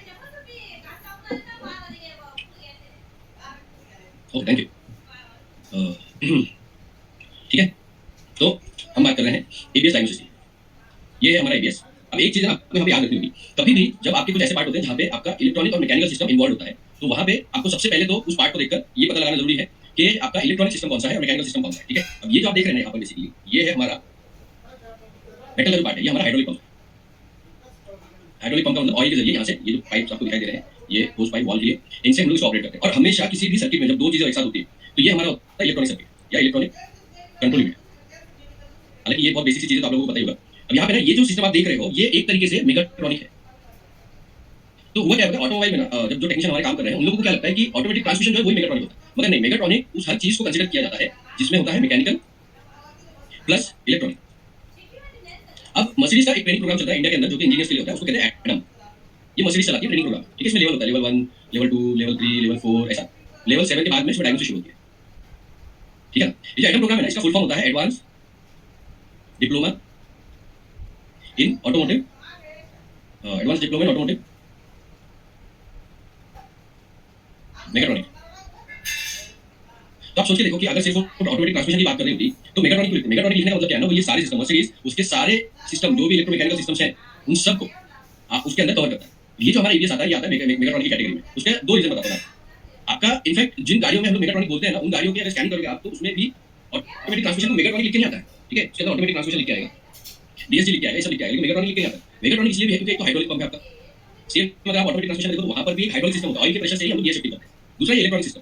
अब ये याद रखिए, अगर कोई भी सिस्टम कहीं पर भी अगर आप कमर्शियल में काम करते हो, हैवी कमर्शियल में काम करते हो, अर्थ मूवर्स में काम करते हो जहाँ पे बहुत ज्यादा हाइड्रोलिक सिस्टम का इस्तेमाल किया जाता है, तो ऐसे में आपको जो मिलने वाला है वहाँ पे इसी तरीके का सर्किट आपको मिलने वाला है, ठीक है। जहाँ पे आपके सॉलिनॉइड वॉल्व्स होंगी एक्चुएशन के लिए और एक इनपुट होगा जिसको प्रोसेस करेगा आपका ECU को ECU, ठीक है। और ये इनपुट जो भी इनपुट है डिपेंड करता है इनपुट कहाँ से आ रहा है। उसके बाद ये प्रेशर को कंट्रोल करेगा, वॉल्व्स को कंट्रोल करेगा, ये इस तरीके से पूरा इसका काम है, ठीक है ना। ये हो गया आपका, याद रखिए कि ये मेगाट्रॉनिक सिस्टम। अब इस सिस्टम को काम करने के लिए क्या होता है नेक्स्ट देखिए। देखो बहुत ही सिंपल है, एक microprocessor that runs diagnostic check of vehicle and braking system and processes information from wheel speed. आपका जो व्हील स्पीड सेंसर होता है व्हील स्पीड सेंसर इनपुट देता है आपके एबीएस को व्हील की स्पीड की, ठीक है। तो and then the hydraulic brake system determine when the release braking pressure at a wheel that's about to lock up and start speeding. तो यहाँ पे ना एबीएस में बेसिकली क्या होता है, एक मिनट वीडियो देख लेते हैं तो आपको समझ में आएगा, ठीक है। तो ये वीडियो मैं यहाँ पे चला देता हूँ।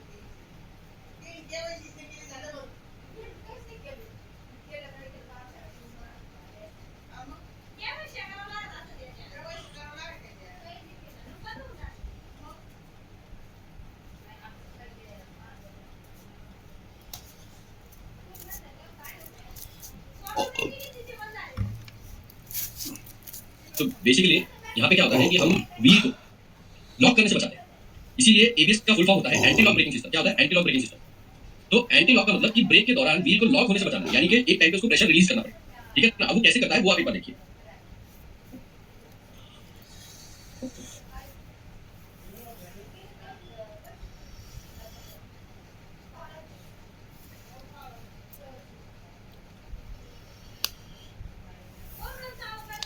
तो जैसे कि आप लोगों को आपने देखा होगा कि नॉन एबीएस कार अगर किसी ने कभी चलाई है, नॉर्मली हम लोग बाइक चलाते हैं। बाइक्स में क्या होता है कि जब भी अगर हाई स्पीड में हमको कंट्रोल करना होता है, हमको पता है कि अगर ब्रेक दबा ली ब्रेक तो गाड़ी जो है हमारी बाइक जो है स्लिप हो जाएगी। हम क्या करते हैं ब्रेक को दबाते छोड़ते। Same concept anti lock braking system में होता है, यही काम होता है। यहाँ पे वीडियो में उसके जरिए वही आपको बताया है, सेम काम हो रहा है इसका। अब जो डिफरेंस है वो ये है कि यहाँ पे हम उसको पेडल के जरिए नहीं कर रहे हैं, एक कंट्रोलर लगा दिया हमने जो स्पीड डिटरमाइन करता है कि यानी गाड़ी कितनी स्पीड में चल रही है, तो उसको ब्रेकिंग रिलीज कितनी स्पीड में करनी है, ठीक है ना। आपने पेडल दबा के रखा हुआ है लेकिन उसमें उसकी स्पीड रिलीज कितनी में करनी है, वो पूरा का पूरा कॉन्सेप्ट है जो यहाँ पे कवर किया जाता है।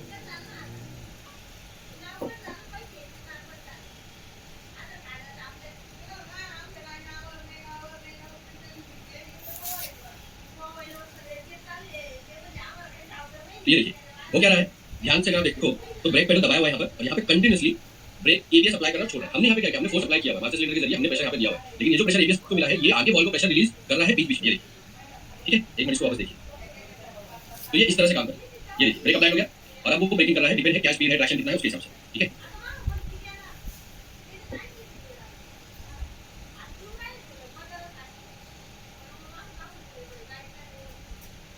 क्या हुआ? हाँ प्रदीप जी बोलिए ना, बोलिए प्रदीप जी। वीडियो नहीं दिखाई दे रही है, एक मिनट। तो इतने देर से बोला हाँ विजय जी बोलिए, आपको दिख रही है? हेलो हाँ विजय जी बोलिए, आपको दिखाई दे रही है वीडियो? हाँ नहीं वो सही है इसलिए हाँ बोलिए बोलिए। नहीं दिखाई दे रहा है, एक मिनट चालू मुझे बताना, ठीक है। आप दिखाई दे रहा है क्या, देखिए ओके। यहाँ तो पूरा जंगल है, जो भी देश विकसित हो रहा होता है ना वहाँ से ऐसी आवाज आती है। चलो तो वापस से देख लेते हैं एक बार, ठीक है ना। मेरी आई थिंक आवाज तो आ रही होगी सबको। जी राशिद भाई बोलिए। हेलो राशिद भाई आवाज आ रही मेरी? बोलिए बोलिए। सर वीडियो नहीं आ रहा था, स्क्रीन से बस वीडियो आया हुआ है, सुबह चल नहीं रहा। अच्छा तो अभी देखिए अभी चलता है, मुझे बताइए, चालू रखिए, ठीक है। आप चल रहे हैं? ये चल रहा है। ओके ठीक, चलिए कंटिन्यू, ठीक है। तो मैं बीच बीच में रोक रोक के बताता रहूँगा आप लोगों को, ठीक है। बेसिकली अगर फुल स्क्रीन करूँगा तो वो मूवमेंट नहीं आती, मतलब कुछ नहीं हो पा रहा है। तो ये बेसिक डिस्क्रिप्शन देखिए।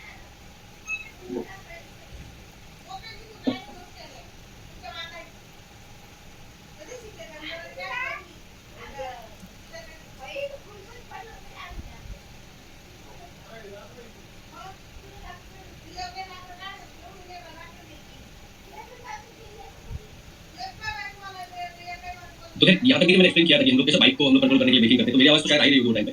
तो ये वही कॉन्सेप्ट अभी चल रहा है जो आपको वीडियो में दिखाई दे रहा है ना, कि किस तरह से हम लोग ब्रेक पैडल को दबा के छोड़ के हम लोग कंट्रोलिंग करते हैं, ठीक है।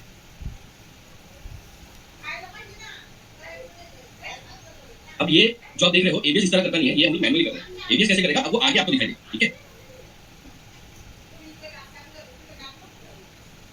तो यहाँ पे देखिए आप वो क्या है, ब्रेक पैड आपने अप्लाई कर दिया है, व्हील की जो स्पीड है, व्हील की स्पीड के हिसाब से यहाँ पे मास्टर सिलेंडर से ऑयल का प्रेशर जो है आपके एबीएस पंप में चला गया, और एबीएस पंप में जाने के बाद में देखिए यहाँ पे एबीएस डिसाइड करेगा कि आगे ब्रेकिंग किस तरह से होगी और कितनी फ्रीक्वेंसी पे होगी, ठीक है। ये देखिए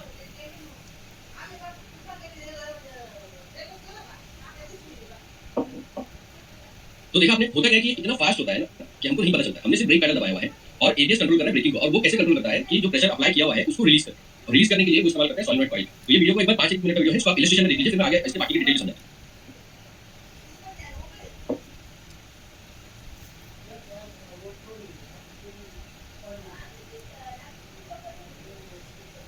तो ये देखिए, ये आपका होता है सभी लोगों ने अगर टेक्नीशियन तो आपने देखा होगा, ये पंप है, ये उसके हाइड्रोलिक पाइप्स हैं जो कि आपके ब्रेक असेंबली में गए होते हैं कैलिपर के पास, ठीक है। ये रहा, तो ये है आपकी वॉल्स, ठीक है। तो प्रेशर को रिलीज करने के लिए ये आपका एक पंप है और ये है आपकी वॉल्स, और ये वॉल्स को, ये इलेक्ट्रॉनिक वॉल्व होती है, सॉलिनॉइड वॉल्व होती है, इनको कंट्रोल करने का काम करता है हमारा control unit. So this is again same, मैंने आपको फर्स्ट वाले पेज पे बताया कि ब्लैक कलर का यूनिट होता है वो हमेशा हमारा कंट्रोल यूनिट, ठीक है। ये हमारा है जो कि पंप है, ठीक है।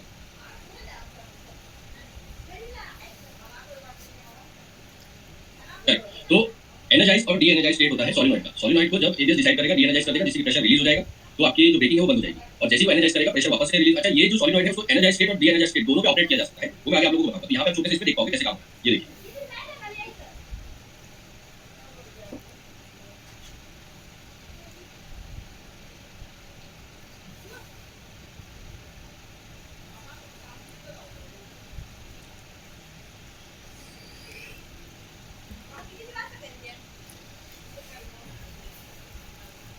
तो ये बेसिकली इस तरह से काम कर रहा है, अगर आप देखोगे स्लो मोशन में तो ये ऐसे काम कर रहा है। Pressure release, pressure apply, pressure release, pressure apply.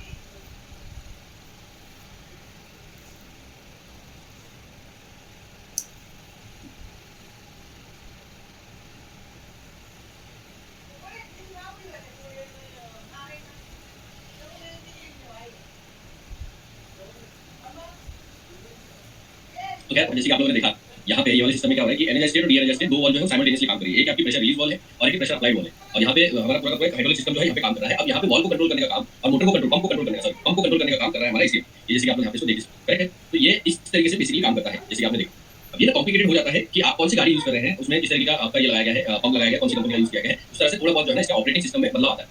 ये जो आप देख रहे हो यहाँ पे स्क्रीन पे, ये आपको सिंपल तरीके से मतलब बताने की कोशिश की गई है, लेकिन मॉड्यूल टू मॉड्यूल अलग होता है। दूसरी ये चीज है कि इस ऑपरेशन को हम लोग एक्चुअली में वर्किंग में नहीं देख पाएंगे, इसलिए इलस्ट्रेशन जो है, जैसे कि एनिमेशन आपने देखा, ये समझ में आ जाता है। अब हम लोग क्या करते हैं, हम लोग एबीएस को सिंपली समझ के ले लेते हैं। यहाँ पे अगर आप, यहाँ पे पूरा आउटपुट ऑपरेशन है, ये याद रखिए। इनपुट यहाँ पे दिया नहीं है, यहाँ पे इनपुट इन्होंने दिया हुआ है, इस तरीके से दिखा है, ये हल्का सा सेंसर। तो एबीएस में हम लोग ये देखेंगे कि कौन सा सिस्टम कैसे काम कर रहा है, कितने टाइप के एबीएस आपके होते हैं, वो हम लोग देखेंगे, ठीक है। चलिए, तो अभी अगर टाइप्स की हम लोग अगर बात करते हैं तो यहाँ पे देखिए तीन मोटे मोटे तौर पे तीन टाइप के आपके आते हैं। सबसे पहला होता है जो सबसे ज्यादा यूज किया जाता है 4 चैनल 4 सेंसर। 4 चैनल 4 सेंसर का मतलब क्या है, ये आपके चारों व्हील के ऊपर हाइड्रोलिक लाइंस है, हाइड्रोलिक पाइप्स है, ठीक है, और चारों व्हील के ऊपर सेंसर है। इसको